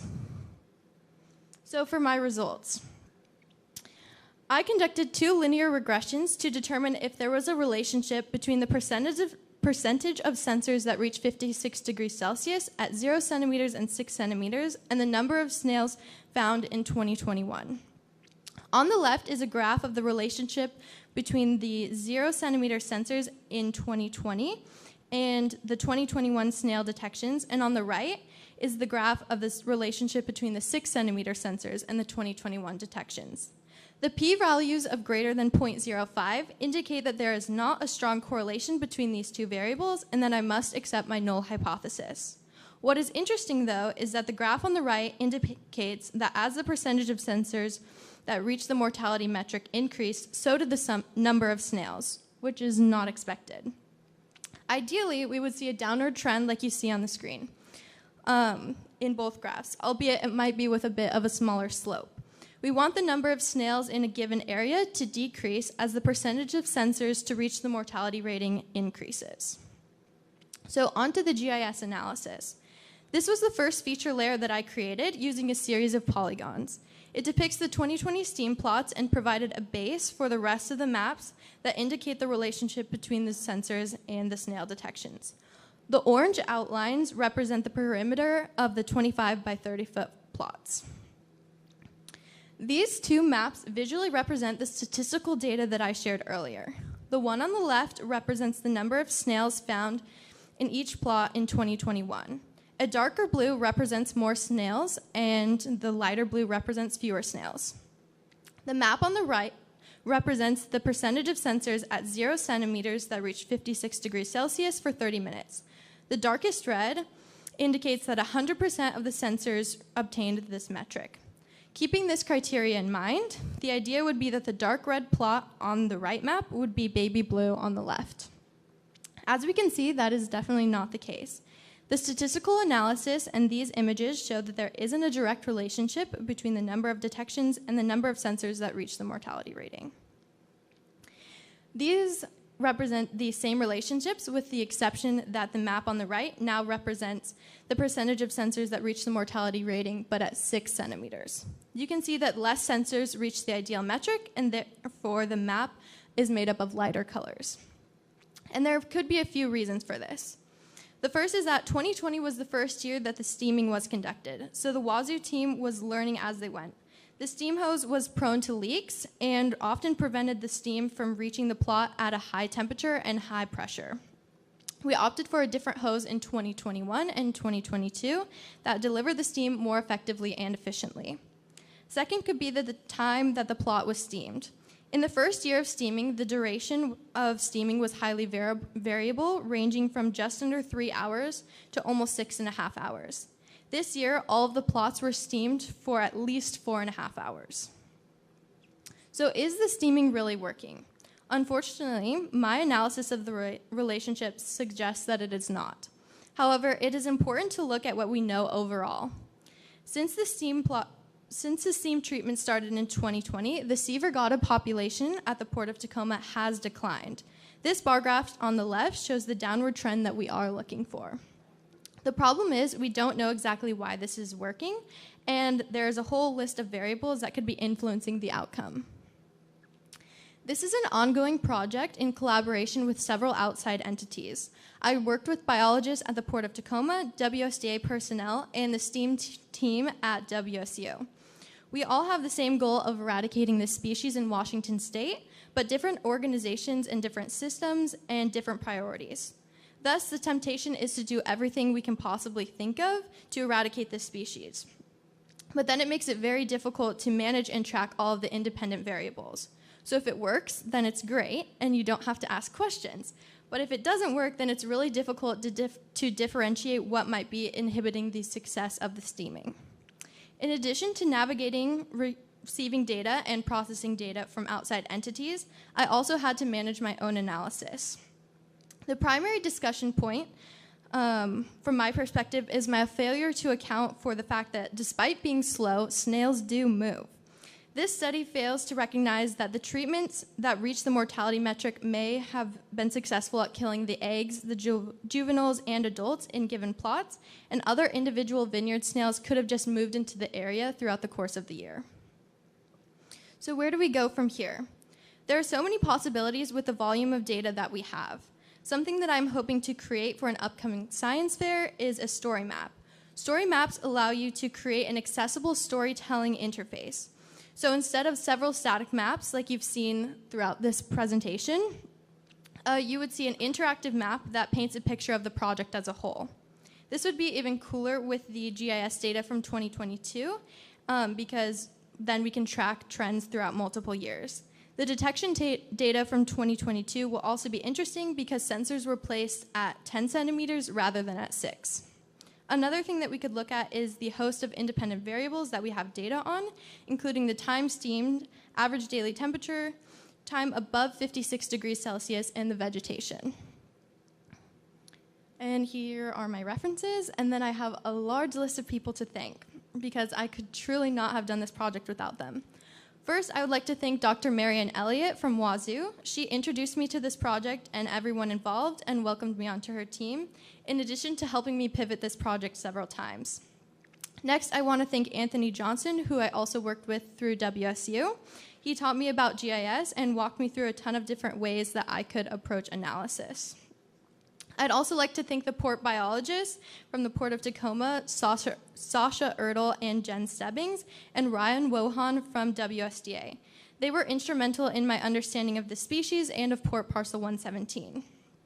Next, I of course have to mention my family and friends.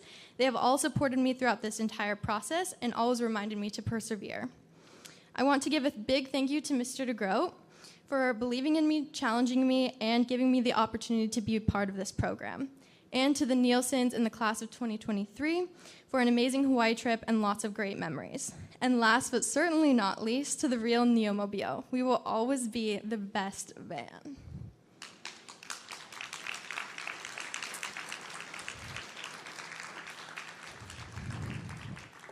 Any questions?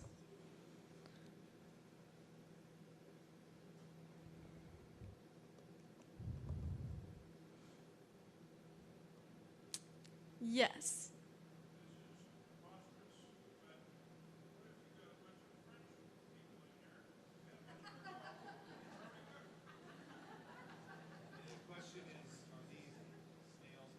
Yeah, so the question is, are these snails edible? And from what I know, no. They are toxic, and we would be really careful to, after touching them, make sure to wash your hands and stuff. But yeah, lots of people are saying escar, no. So, Livy?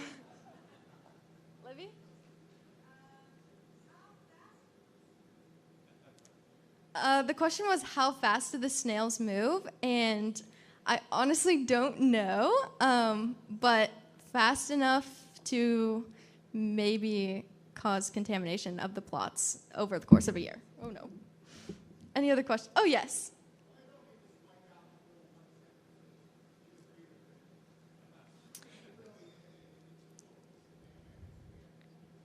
Yeah, so that's actually a really great question, and that's what my meeting with Jen Stebbings and Sasha Ertl was about. Because of this, property has a lot of kind of problems because it has wetlands on it, so they've actually had to mitigate for the wetlands 3 times, or are going to have to. But I think the eventual goal is to just develop this land, but there's a lot of hurdles to jump over because of the Clean Water Act. But if you look at over time, if you go on Google Maps, you can see that over time they've done a ton of land clearing and tried to mitigate or get rid of the snails in several different ways. All right, thank you so much.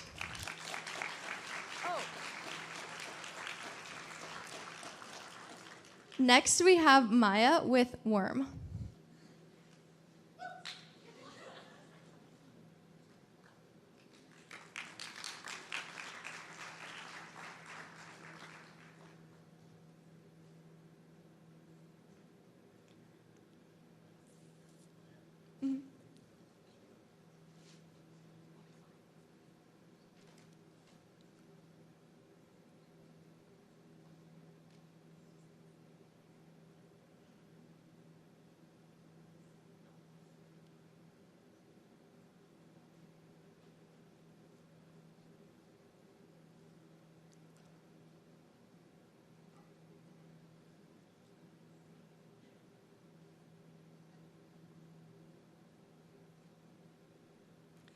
All right. Hello, everyone. My name is Maya Loveland Highland, and for my experiment, I tested the efficacy of various temperature and oxygen conditions in inducing suspended animation in Caenorhabditis elegans, also known as a type of roundworm. So what first sparked my interest in suspended animation was the dive response that occurs when mammals hold their breath underwater. As someone who lives on the Puget Sound, I was very curious to see how harbors or sea lions were able to stay underwater for such long periods of time. Anyone who has gone diving in the Puget Sound knows how difficult it is to withstand the cold while simultaneously attempting to hold your breath. So here I decided to test the biological phenomenon for myself. I performed an abbreviated version of this dive response test with an EKG. After hooking myself up to an EKG, I placed my face into a tub of ice and water for around 10 to 15 seconds, and as you can see, my heart rate dropped from around 110 to 43 beats per minute. So this short experiment showed me how swiftly the body reacts to unsafe and unsustainable living conditions. So in this case, lowering my heart rate to allow me to experience these conditions for longer. So the dive response is essentially a less extreme version of suspended animation. So what actually is suspended animation? To summarize, suspended animation occurs when biological functions are slowed or stopped temporarily so the organism is able to remain physiologically unharmed. As mentioned earlier, suspended animation can be found in things such as the dive response or hibernation. More recently, scientists and medical professionals have begun to experiment with benefits of suspended animation in hospital settings. Since this biological response slows metabolic systems, it provides doctors with more time to perform potentially life-saving operations or transport organs to a patient in need. For example, a 2019 experiment proved that organs can be safely stored for very long periods of time, 27 hours in this example, and still be healthy enough to use in an organ transplant. As research in this area continues to expand, it is clear that the medical and biological implications of suspended animation are vast. So overall, these were my first two questions I wanted to answer in my research. The first question would be tested by counting the number of minutes taken for the roundworms to return to their active state, and the second question would be tested by calculating the survival rate of the worms under each set of conditions. I hypothesized that the lowest temperature and oxygen conditions would yield the highest survival rate in C. elegans, as well as the lowest wake-up time.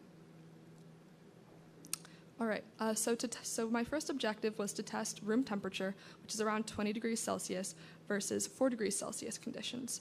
Additionally, I wanted to test regular oxygen conditions, which is around 21% oxygen, against hypoxia, which is a reduced oxygen condition, and anoxia, which is a no oxygen condition. All combinations of these conditions were thoroughly tested to identify which combination would allow for the highest survival rate in C. elegans, as well as the fastest wake-up time. Again, my prediction at this point was that the 4 degrees Celsius and anoxia conditions would be the ideal combination for inducing suspended animation. All right, before I begin, I would like to note that all of this research took place at the Roth Lab at Fred Hutchinson Cancer Research Center under the guidance of Dr. Mike Morrison.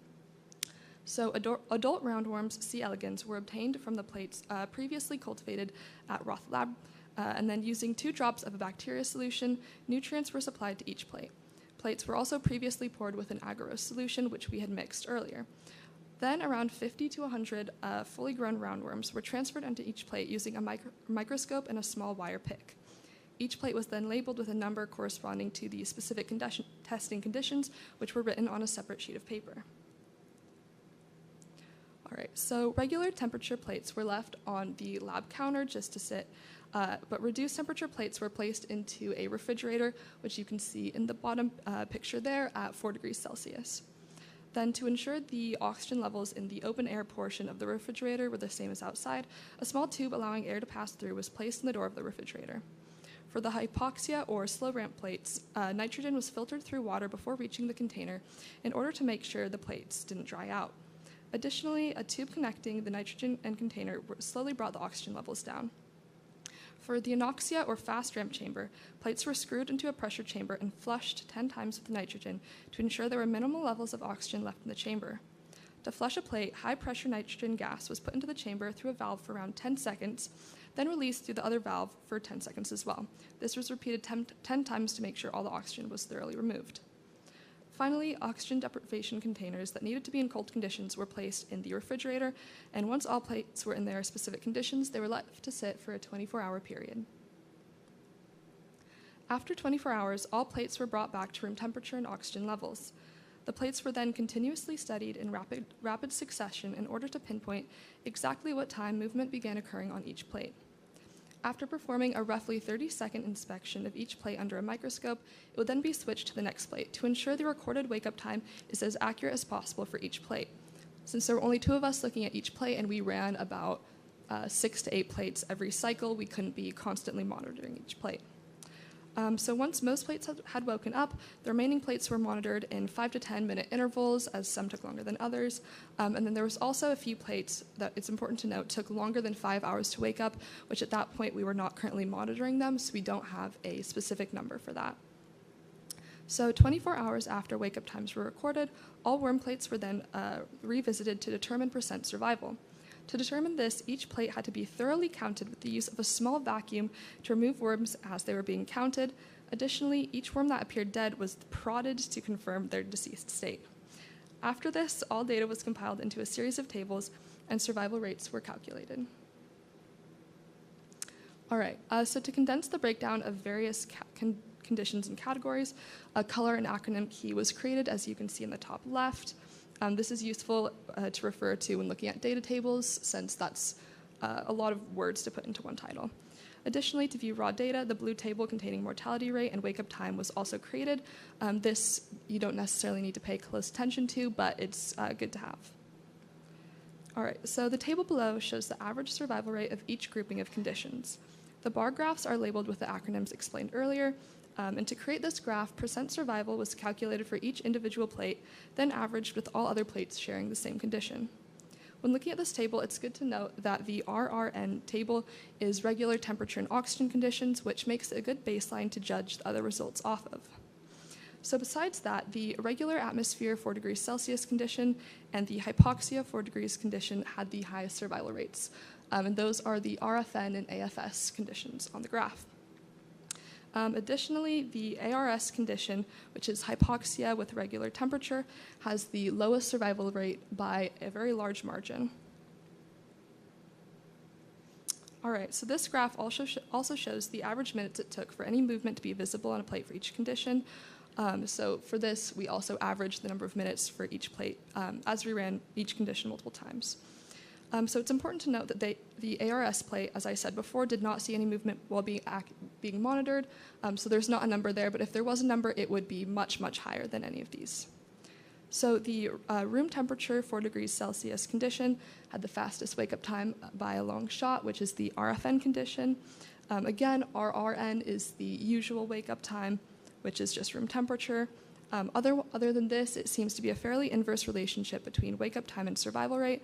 So the higher the survival rate, the quicker the worms woke up.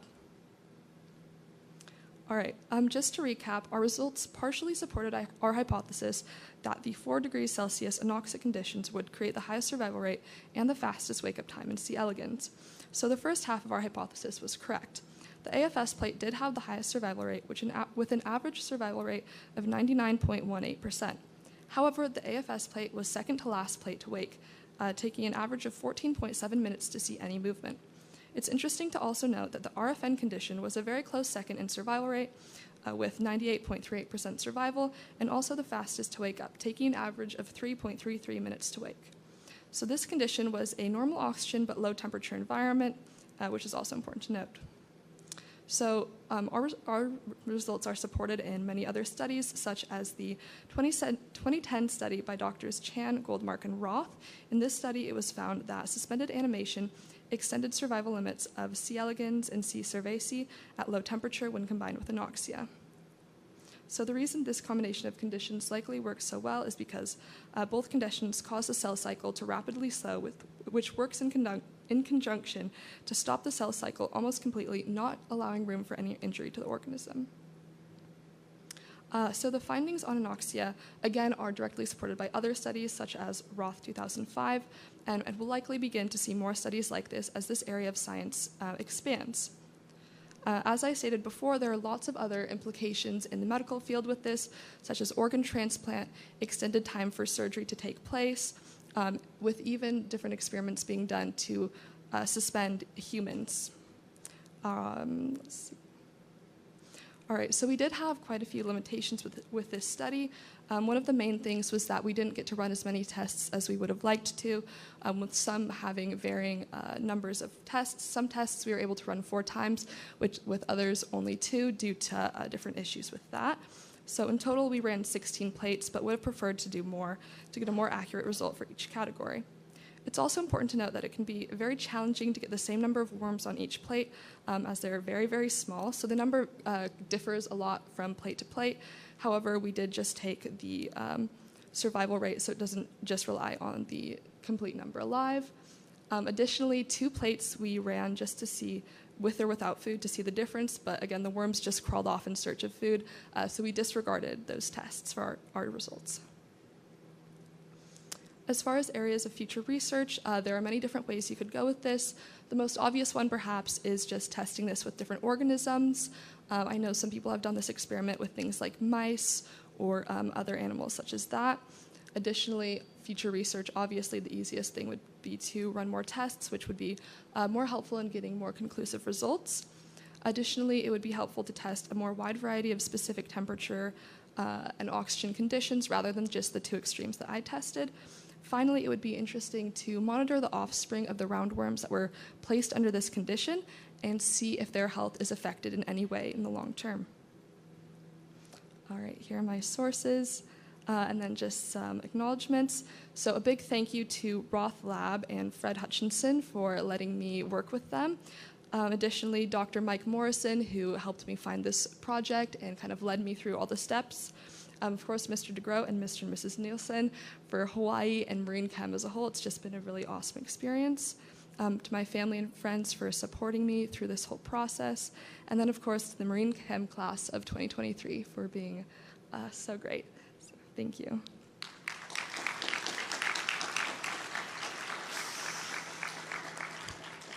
All right, any questions? Chloe?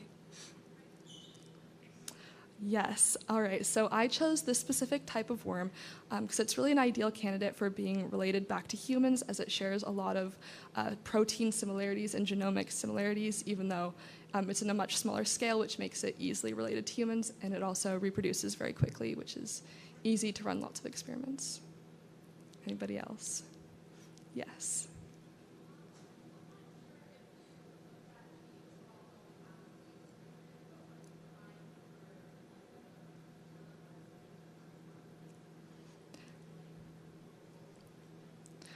So these worms usually don't survive very long anyways.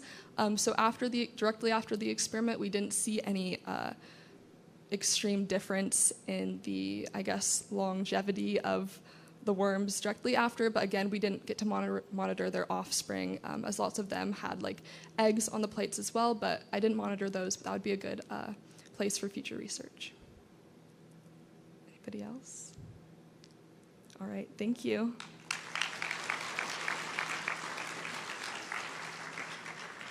And next we have Ben with the bones. After we take just a short stretch break, 2 or 3 more minutes.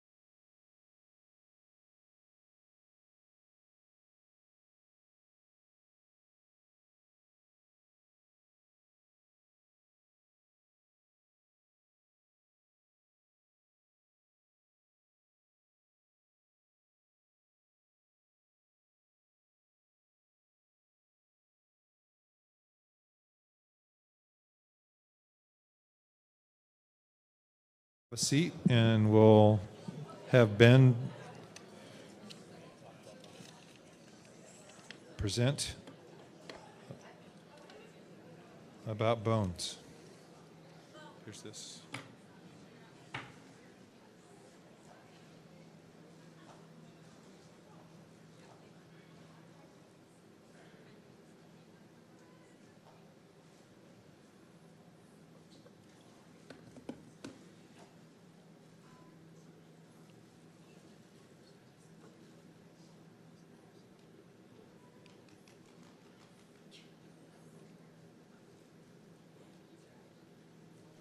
We're working on it. 2090.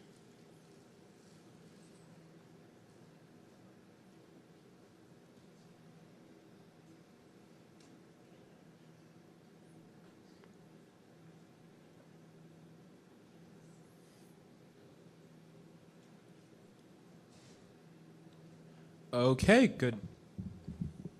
Oh my gosh. We'll work with it. Good evening, everyone. My name is Ben Folks, and my presentation is entitled A Harmonic Analysis of Tuning Fork-Induced Tibial Vibrations. So my core question is, can the healing state of a bone be tracked through harmonic analysis based on its shape and material composition? This idea came to me based on a combination of my understanding of AP music theory that I learned from Mr. Whitson sophomore year. Through that, I had learned a lot of auditory physics.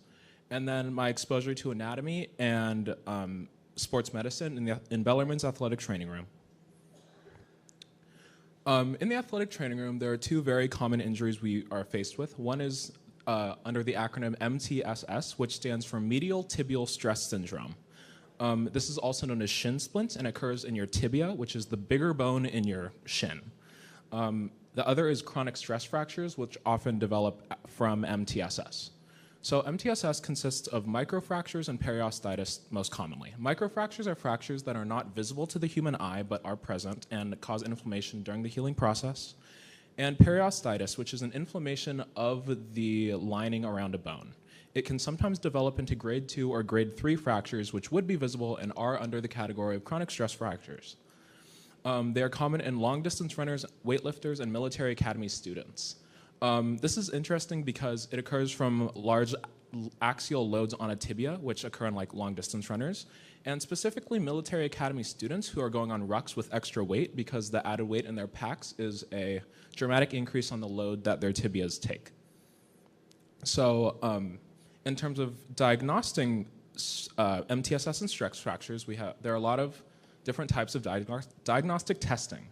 Diagnostic tests are just used to determine the presence or rule out the presence of a condition. The US, fun fact, uses the most diagnostic imaging in the world.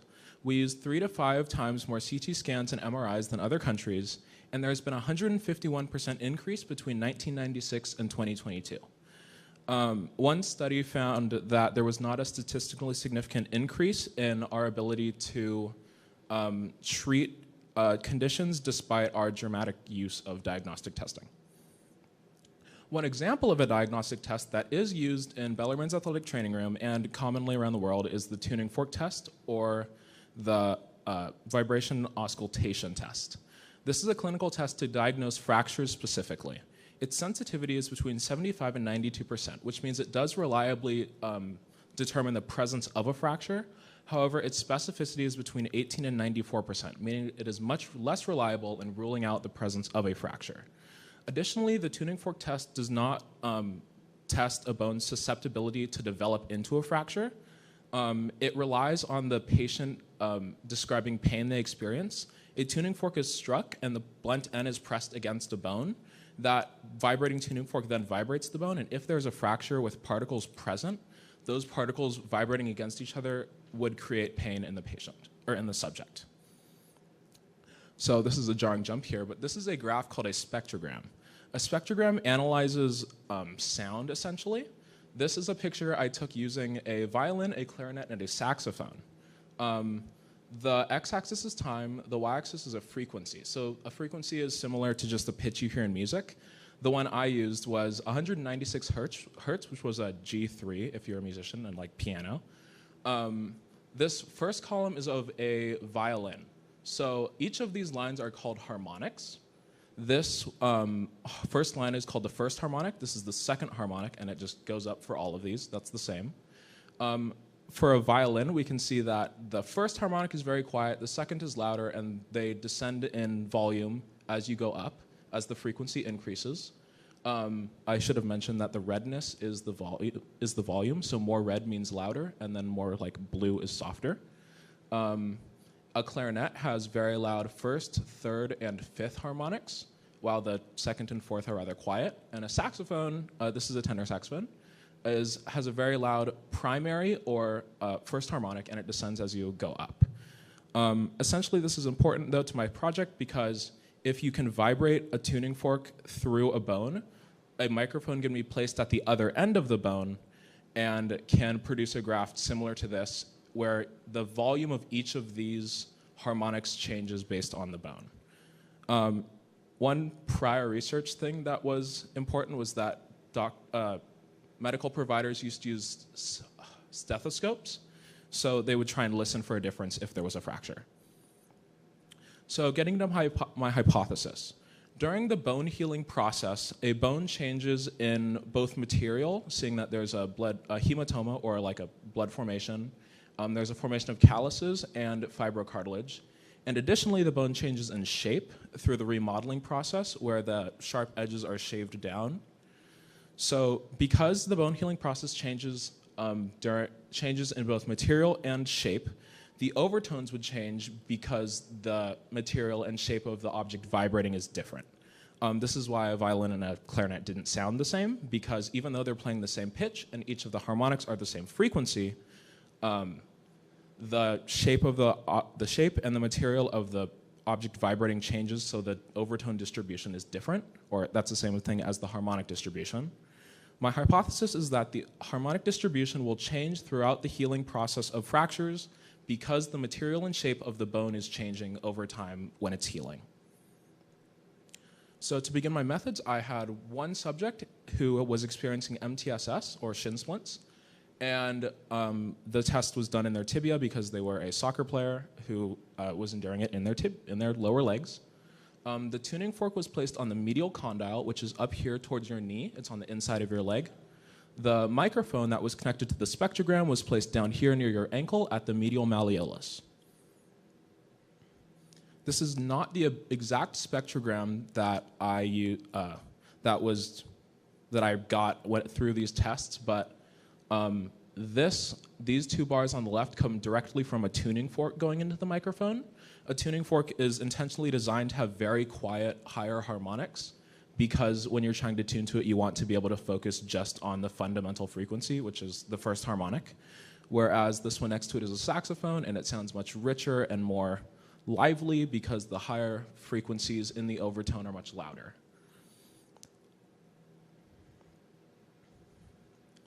So I tracked the subject over time, and I did this test on their tibia every few days for two months, and was hypothesized that the harmonic shown in the spectrogram would change based on the test because the bone was healing. Firstly, with my results, there were some consistencies that should be noted. There was no visual appearance change in the bone. So in the dramatic picture earlier that was showing a healing process, you saw the big bulbous hematoma or blood formation. That was not something that was visible in my subject because the shin splints are microfractures and the healing process is not as visible. Additionally, my subject did not experience pain, which, if we remember, was important to the healing process, was important to the diagnostic process in the traditional tuning fork test because the tuning fork test analyzes the presence of a fracture and requires pain for that the subject had experienced. For my data analysis, I needed both the first and the second harmonic to be present, and thankfully, in my tests, I did find that the first three were reliably present every time, and the first two were always present. This is important because I was checking the volume of each harmonic, And the volume of the first relies solely on how hard I strike the tuning fork and press it against their leg. So so that one can't be used to analyze the bone because it relies purely on my striking of a tuning fork. So it has to be done in relation to the second harmonic, which is why I subtracted the two and I divided the two. So here are my first results. This is a graph between the day post-injury on the x-axis and the ratio between the first and second harmonics, or the primary and the secondary. I found that the R value was 0.000138, meaning there was not a statistically significant correlation between between the bone's healing, which was assumed to be correlated with time, and the ratio between the harmonics that I picked up from my test. However, it should be noted that before this day, which was in late November, it was descending after this subject's sports season had ended. Next, we have a relationship between the volume of the first harmonic and the ratio between the first and the second. This had an R-squared value of 0.404, meaning that there is not a statistically significant correlation between how hard I struck the tuning fork and the results of the test. This is a good thing because that means that I don't need to consistently strike the tuning fork with the same, producing the same amplitude. Next is a graph of the difference between the first two harmonics and the ratio between them. This one I took into account because the volume of the second harmonic is hypothesized in some studies to change based on the consistency of the material. So if I were to vibrate something like a solid wooden rod, the second harmonic would be much quieter because the material is consistent all the way through, whereas when I'm vibrating a bone using a tuning fork, the bone may have inflammation in it and other materials that produce less consistent volumes in the second harmonic.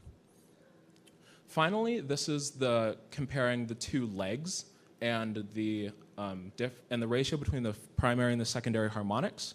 Though the average between the two were same, the left leg had more variation. This was important. I took this into account because it was suggested that there is not a wealth of literature that declares that the two legs are identical and could be compared to each other. So this subject was right leg dominant, which may explain why the results are more consistent there. So as I said before, one of the correlations present was the number of overtones received and the volume of the first overtone.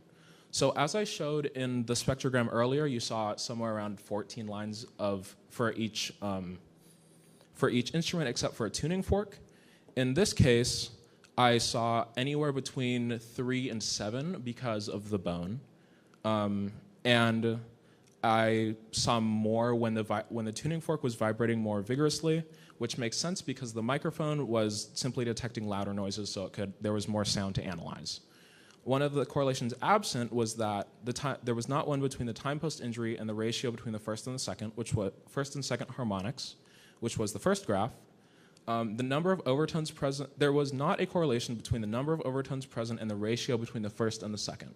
This means that even though I strike the tuning fork harder and the microphone has more noise to pick up, it does not change the results of the test and how the spectrogram picks up what the bone changes in the tuning fork. And then finally, there was not a correlation between the ratio between overtones and the side tested. And this makes sense because this person was in soccer was a distance runner and did not use one leg more often than the other. So I was expecting the legs to be very similar.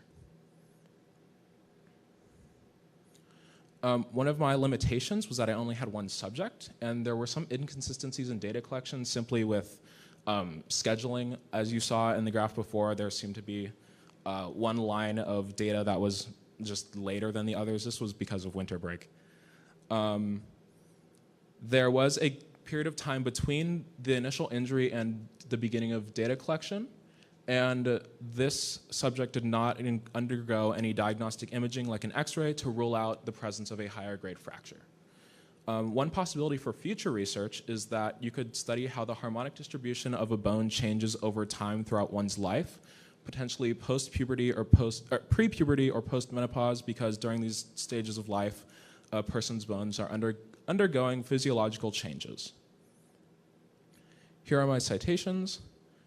And I'd like to thank basically the same people everyone else was, Mr. and Mrs. Nielsen for helping with Marine Chem and our wonderful Hawaii trip, especially Mr. Garcia and Mr. Whitson, who taught me all of the fundamental physics and anatomy that I needed to know for this project, Dr. Hastings from the University of Puget Sound's School of Physical Therapy, who helped me design this project, my parents for letting me purchase cow bones and leave them in my backyard. They did not smell very good. They were cow femurs, fun fact. And then the class of 2023 for helping me remain excited every day to continue my research. I don't have a question slide, so I'm going to leave these pictures up for you, and I am now accepting questions.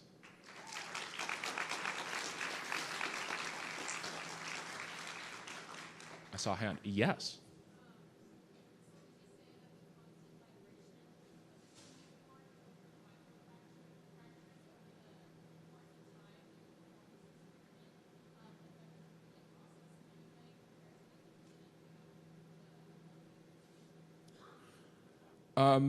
Though I don't have data to back this, I would say no, because the test only ran 5 minutes at the maximum per day, and it was not every day. Additionally, I got faster and better at the test. There were a lot of people in this room who I got to practice on. I appreciate all of you. Next question. I see one in the back.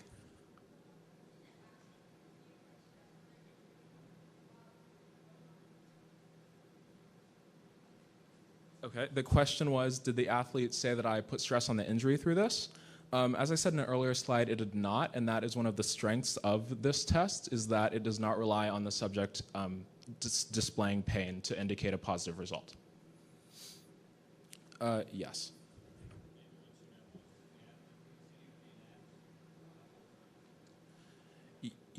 So this question is, did the athlete continue to keep playing throughout this throughout my study? That answer is no. Their season actually ended after they endured these stress fractures, medial tibial stress syndrome.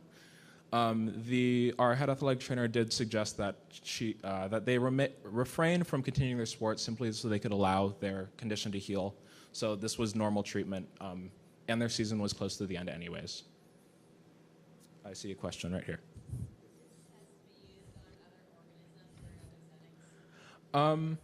Yes, I believe this test could be used on other materials. One idea is it often does need a very rigid materials, so something like a crab's shell could be used.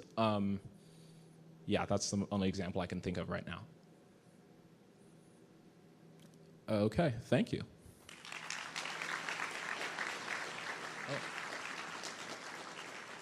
Next up is Mariana with air.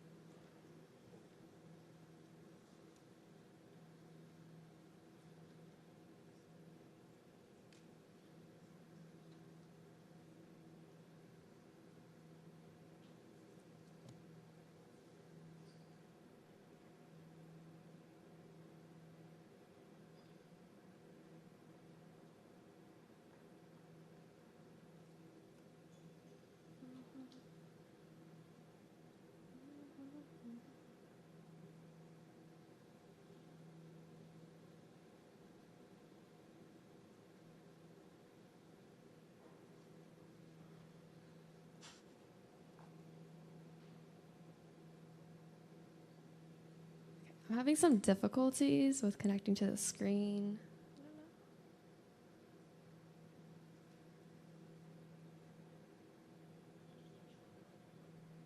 Yeah, it says unable to connect.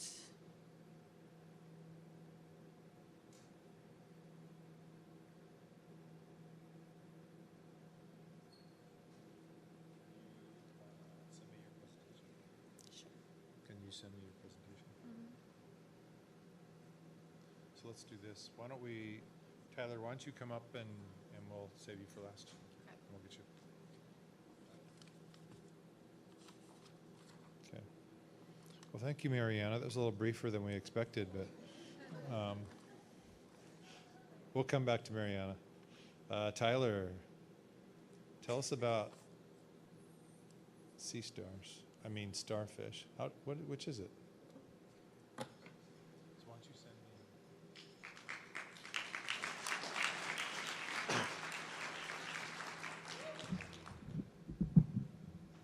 Sorry, I've got a lot of pictures. This might take a minute. How you guys doing?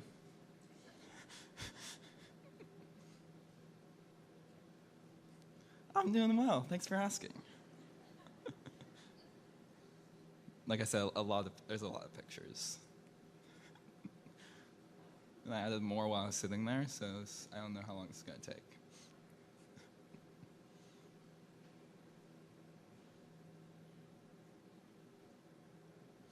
It did load eventually when I practiced. There's a few. You need to be able to visualize what's going on. Oh.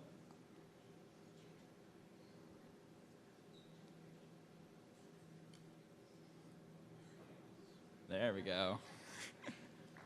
Hi, I'm Tyler Bellarmine, and my project is investigating subtile sea star population trends at Titlow Beach Marine Preserve.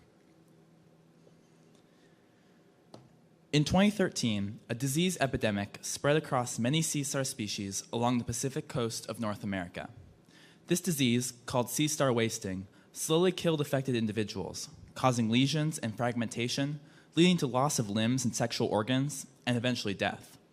The map shown here, which comes from the multi-agency Rocky Intertidal Network, hosted by the University of California, Santa Cruz, marks the locations where sea star wasting has been observed. As you can see, it is quite extensive, all the way up and down the coast. And here you can see an example of an affected sea star. Notice the white marks all over its body. The evidence is still somewhat unclear on what causes the disease. While it was initially connected to a densovirus, it has since been found that it is potentially caused by an increase in microbial activity at the star's skin due to organic matter loading. But really, the cause is complex and still being investigated.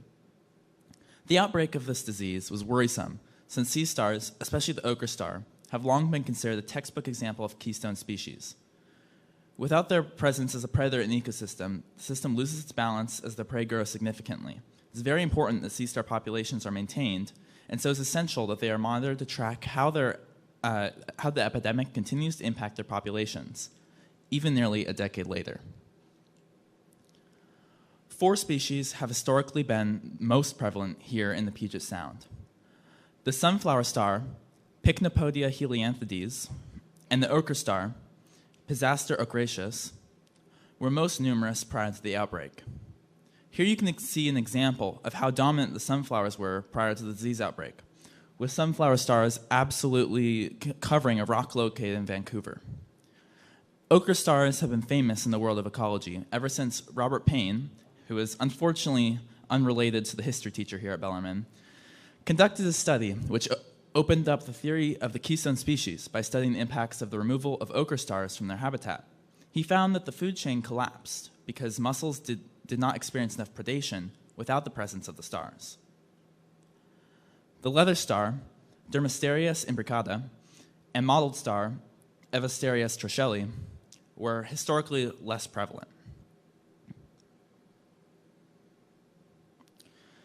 Some of these species have been recovering from the disease outbreak, as indicated by past Bellarmine studies. However, the recovery has been slow and is still ongoing. This study aimed to continue to track the populations of ochre, leather, mottled, and sunflower stars in order to identify patterns in their recoveries. It planned to build upon previous Bellarmine studies to generate a cohesive picture of population trends since the outbreak of the disease. And here you can also see just some pictures I took. I thought you might want to see the crab and the anemones. Pretty cool. We chose the Titlow Beach Marine Preserve as a study area to study the impacts of the disease. As a marine preserve, it is protected from hunting and fishing and so it provides a unique view into the marine world less impacted by human activities. Additionally, the pilings from the old ferry dock provide a good habitat for stars, and so it's much easier to study the stars. Titlow is also the site of previous Bellarmine marine chemistry studies, and is the place every freshman goes to collect seawater samples, and 4 previous studies have monitored the sea star populations in this area. We collected data on July 20th, August 4th, and November 14th, because the current on these dates was projected to be weak, making it easier to dive and collect the data. These dates also provide data for multiple seasons, showing how the populations might change between the warm weather and water temperature of the summer into the cold weather of late fall. Data was collected through single-tank scuba dives. On each dive, Mr. DeGroat and I would swim along the pilings at the sea floor along the path indicated here and identify any sea star found on the pilings within 3 meters of the floor and on the floor within 3 meters of the pilings. For each star we found, one of us would record the star with a GoPro camera, while the other would hold the ruler to the star to allow measurement of the size of each star. You can see an example of how that was conducted up here. After the dive, I watched through the video and recorded the species and size of each star in a spreadsheet. And here's the data from that spreadsheet. Look, I figured out how to not blind you guys. This graph shows the counts of all sea stars identified. It includes data from previous Bellarmine studies, and this year's data is the 3 dates on the right. Now, I'm going to break down this data by species. The modeled stars showed to be relatively consistent in population size across all studies, with no clear downward or upward trend. However, within this year's data, which is shown in purple, the modeled star had a significant decline as it entered the fall, with extremely low numbers recorded in the colder month of November. The ochre star has seen a significant decline, with a total of 2 stars being identified within the study area in this study. Anecdotally, additional stars were observed, but they are outside the study area. They were instead near the top of the pilings at the surface of the water. These 3 stars, for example, were found while I was paddleboarding along Ruston Way, completely separate from my research, but it's still more than I found through the course of my research. The leather star is showing a general increase in population size over time, with current observed populations being greater than those observed in 2014 and mid-2016. Additionally, unlike the modeled star, the leather star had no significant decline in November. As you can see in this graph, no sunflower stars are identified in this study, with few previous data collections having identified them. Now, these graphs show the number of stars in each size category for the data collections in the study.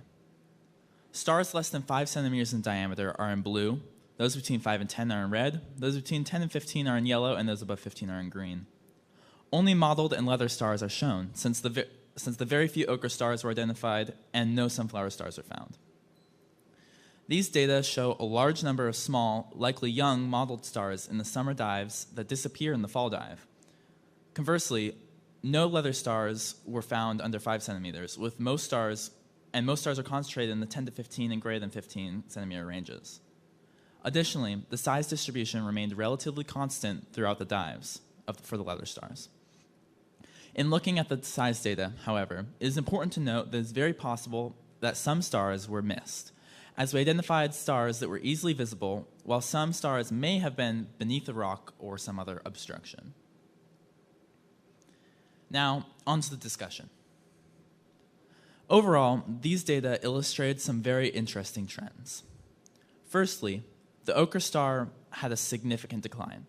This is rather surprising, as there were no symptoms of wasting noted in the study. As ochre stars were noted outside the study area, it is possible that they have found a new niche outside the subtile environment of the pilings. It is also possible that they have been forced out by other species, such as the mottled and leather star, over time. The mottled star itself is holding steady.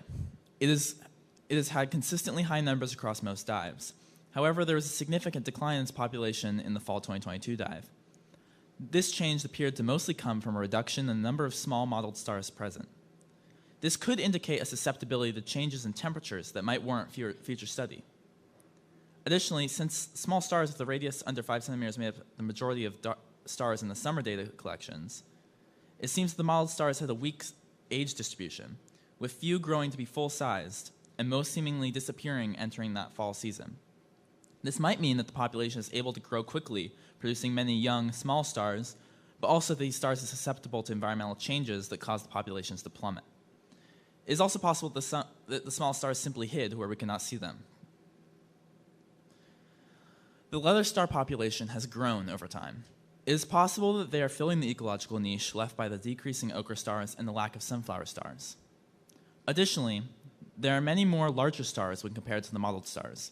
This could indicate a generally older population of leather stars. And since the stars did not seem to be impacted by the colder water in the fall, this older population could be more stable and resistant to perturbations. Finally, the sunflower stars did not seem to be recovering from the losses in the outbreak of this disease. This is unfortunate, as it was so numerous before 2013. I don't have a picture up here. I'll show on the next slide. However, the University of Washington at Friday Harbor Laboratories has been successful in beginning to grow sunflower stars in captivity with the intention of reintroducing them into the wild. If this program is successful, it could be a very big deal for the species, as it is currently listed as critically endangered, but we'll have to wait and see.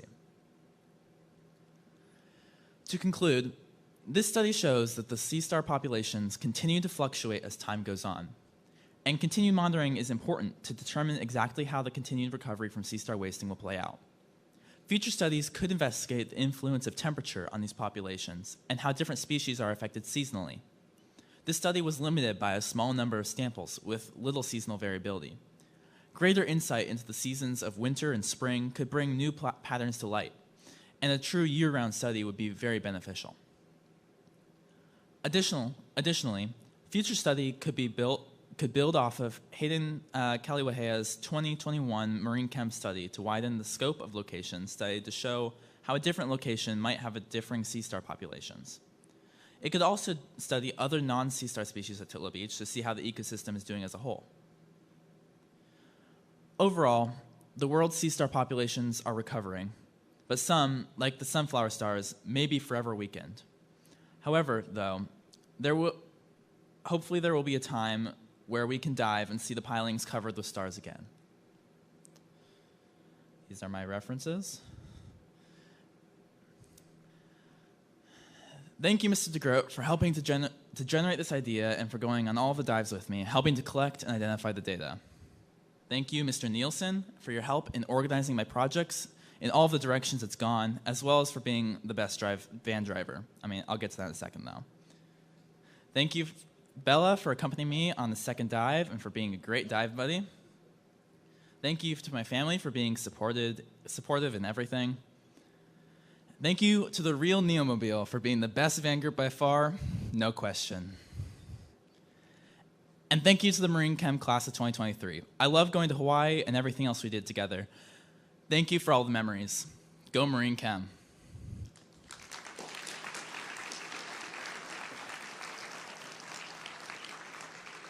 And I'm open to questions. Yeah, Mr. Nielsen.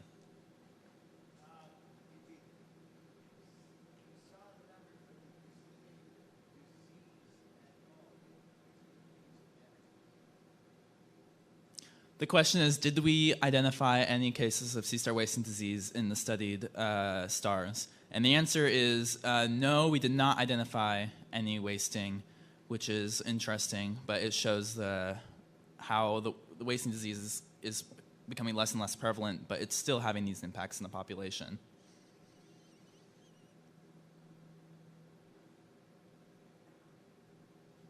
Any other questions? Yes?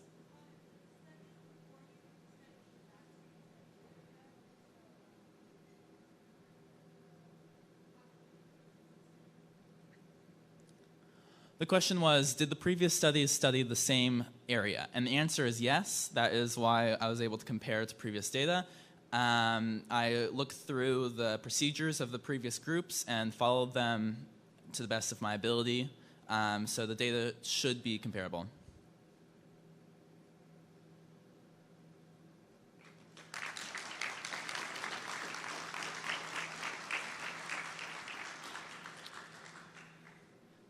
And next is Mariana with air again.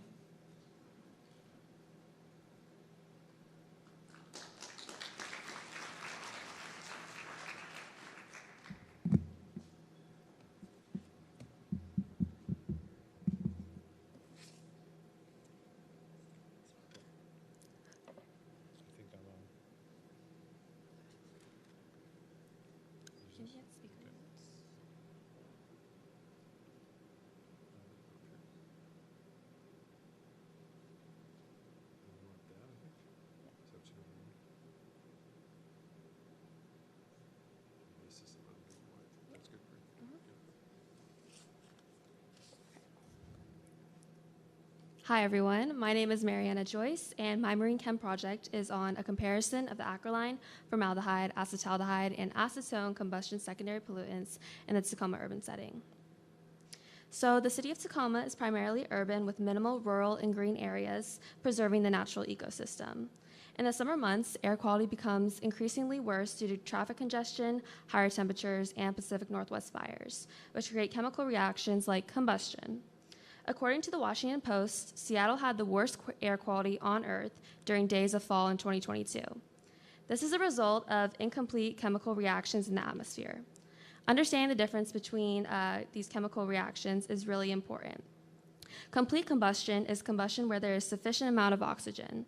It produces familiar chemicals such as H2O and CO2.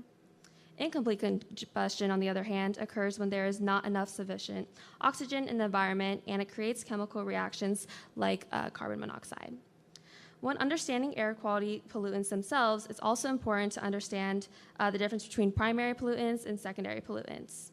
Primary pollutants are direct pollutants from emission sources such as cars and forest fires. I took the picture on the right at a Sounders game during my testing period this fall.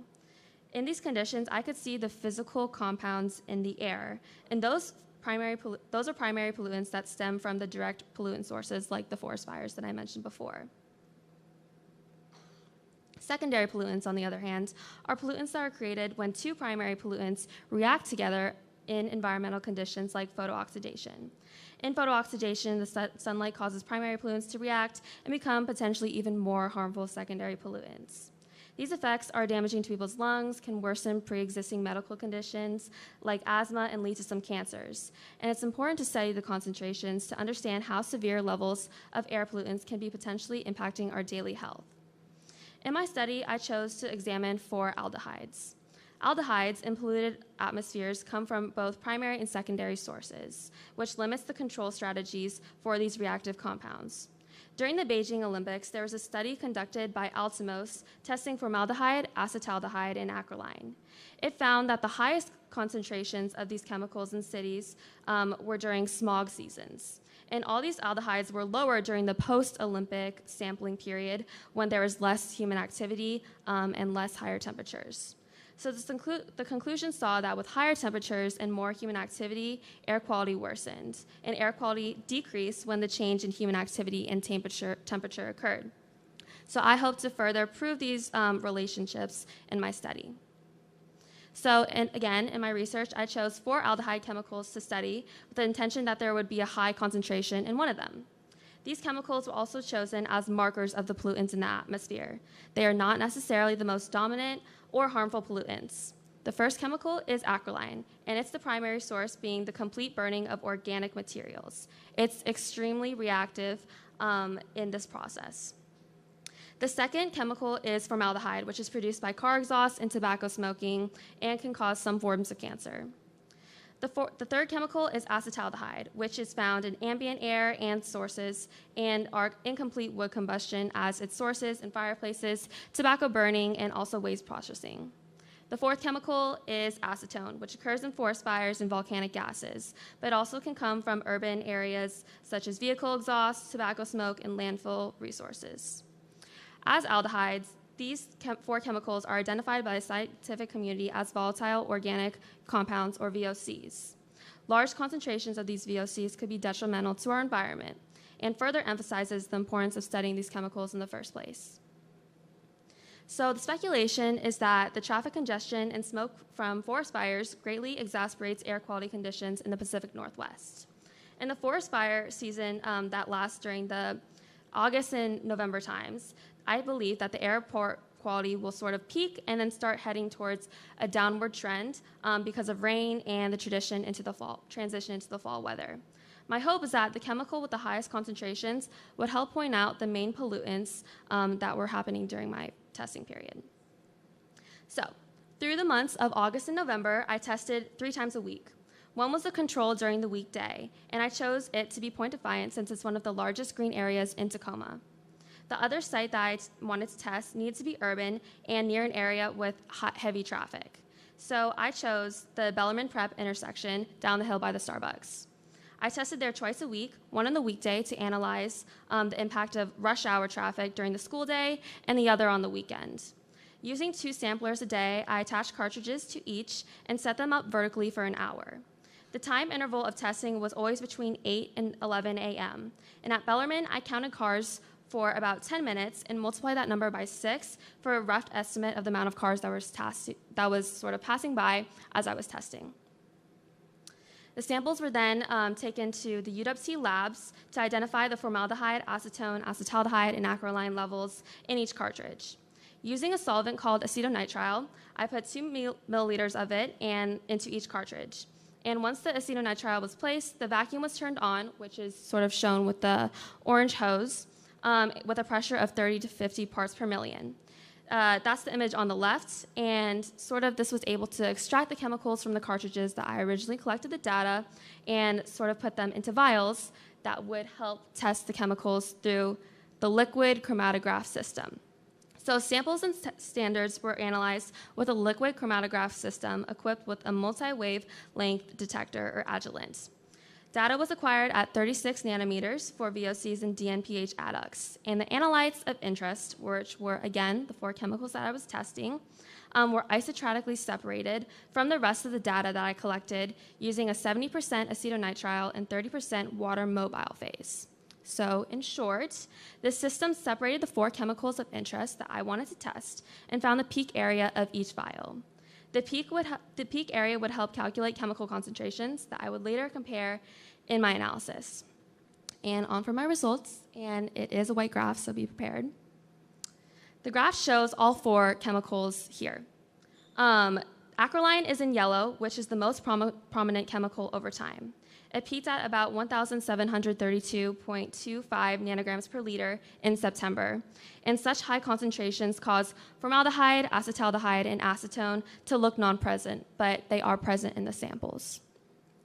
Some notable dates are that school started in August 31st, and if you can see the trends in the graphs, it showed concentrations about 200 to 300 nanograms per liter, almost double once school actually started and the rush hour traffic actually began. Now, you probably noticed a significant gap in the data towards the end. Between 9-29 and 10-6, which was the end of September and the beginning of October, it started to rain. And so prior to the testing dates, there was no rain.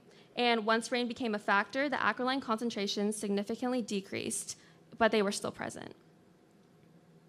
So, since you could only see acrolein in the first graph, this is another graph of the same data, but zoomed in.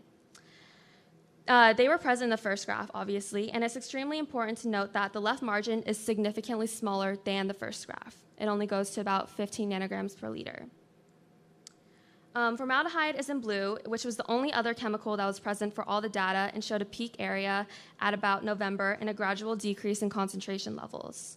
Acetone was virtually non-present until the beginning of October when the rain actually started. Acetaldehyde, there was really no patterns. It was honestly sporadic throughout the data. And the concentrations for both acetaldehyde and acrolein were honestly too small to sort of see any significant patterns. Okay, so again, there was 3 locations. And this graph depicts acrolein behavior at the 3 locations. Apart from the outlier on September 13th, the data in blue, which represents Bellarmine Prep during the school day, which is rush hour traffic, had the second highest concentrations of acrolein. On average, the weekends actually at Bellarmine in red, with theoretically no rush hour, had higher concentrations of acroline. So, though car emissions had an impact on the data, rush hour itself did not have a dramatic effect. Another point to note is that in yellow, there is Point Defiance. This was supposed to be, again, my control, but the data shows that acroline had almost about 500 nanograms per liter of concentrations at Point Defiance, suggesting that the sources of acroline were not just from car emissions, because there really are no car emissions at Point Defiance. So this graph is a comparison of formaldehyde concentrations at the 3 locations. Again, it's important to note that these concentrations are extremely small. But it does show that the trends of the chemical concentrations increase, peak, and then decrease over time. The testing at Bellarmine Prep during the weekend in red showed the most variability, having both the highest concentrations and lowest concentrations. Bellarmine Prep during the weekday in blue had the second highest formaldehyde concentrations. And again, the control of Point Defiance, which in theory should not have any concentrations, did show that there was some concentrations of formaldehyde and that it was present. So acroline being the most prevalent VOC is worrisome because it's one of the most reactive and volatile compounds I chose to study. However, the CDC states that 0.1 parts per million, or in the context of my study, 100,000 nanograms per liter is dangerous levels to wildlife. So clearly the concentrations were not near those levels, which is promising. The overall trend in the data shows an increase in acroline levels, a peak, and then a dramatic decrease in concentrations over time. My hypothesis was correct because over time, as temperature decreased and it began to rain, which did show a significant factor, the acroline levels decreased as well. The only other chemical that was present in all the tests, again, was formaldehyde. And both acroline and formaldehyde showed a peak of air quality level concentrations and a gradual decrease. This is how I predicted the chemicals would behave, and it proves that rain and lower temperatures have a significant impact on air quality. In terms of acetone not being present until October, I suspect rain was a factor. There was relatively, absolutely zero, no trace of acetone before that. I believe acetone as a compound was mixed with the rain, and that's why it started to be integrated into the atmosphere, even at really low levels. However, concrete conclusions can't be made for both acetone and acetaldehyde, which again was really sporadic, because there were no real patterns and the concentrations themselves were just so small. So some limitations with my testing was that I did not have enough cartridges. And there were some days when air sampler 1 would collect 300 nanograms per liter, and then air sampler 2, because I had 2 cartridges, would collect almost half of that in acroline. In those situations, it may be possible that both cartridges were not calibrated at the same levels, or that there was some error when using the solvent acetonitrile to extract the samples from the cartridge. In terms of my control, which was the Point Defiance location, the data shows there were concentrations of all chemicals present. This means it actually was not the most effective control I thought it would be, but also that car emissions were not the only pollutants that were sort of affecting my data with acroline. Overall, further research should start with testing the isotopes of these chemicals. Isotopes are one of the few ways one can concretely correlate the air quality pollutants with the actual pollutant sources. So I had the ability to analyze the patterns with chemical concentrations, but I couldn't attribute their behavior to a singular environmental pollution source. I can only make educated guesses. Secondly, further study could potentially be testing on a greater scale. My cartridges carried about a liter of concentrations, but expanding that variable could create more conclusive results like parts per million. This project may also be more efficient in a partner model. Since there was only one of me, I could not be testing at the Bellarmine location and Point Defiance at the same time, so the control was basically not as accurate as I wanted it to be. And finally, secondary pollutants are found to be most highly concentrated in indoor areas in ambient air. So further research could study how these chemicals behave in the indoor locations without air filters, and how the ambient air affects the air quality of how we breathe even when we aren't outside, by forest fires and smog seasons. These are my references. And I would like to thank Mr. DeGroat, especially even with my technical difficulties. You're really awesome. Mr. and Mrs. Nielsen for taking us to Hawaii. That was honestly such an amazing trip. And then I would also like to thank my mentor, Dr. Joyce, who works for the University of Washington at Tacoma and is affiliated with the Math Science Leadership Program in Tacoma. I was introduced to this sort of methodology when I was in middle school when I went through this program, and it sort of wanted me to get more involved with STEM and prompted me to even apply to marine chemistry in the first place. So it was really full circle using it as my marine chemistry project. Next, I would like to thank my friends and family during the project. It was honestly, you guys helped shield deer from me when I was in Point Defiance, which was honestly, there was a lot of deer. There was like 15 deer and when I was doing the testing. And then also the Marine Chem class of 2023. We did it, last presentation, and now we can go home. Okay.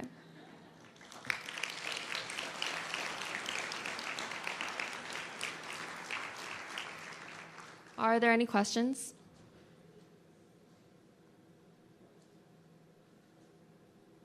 Yeah, Dominic. You weren't in, oh yeah, DeGroat Bay. I thought you said the Neilmobile. I was like, no. Because everyone was saying the Neilmobile, and I'm not agreeing with that. Yeah, the DeGroat Bay, for sure. Okay. Any other questions? Yeah, cool. Okay, thanks.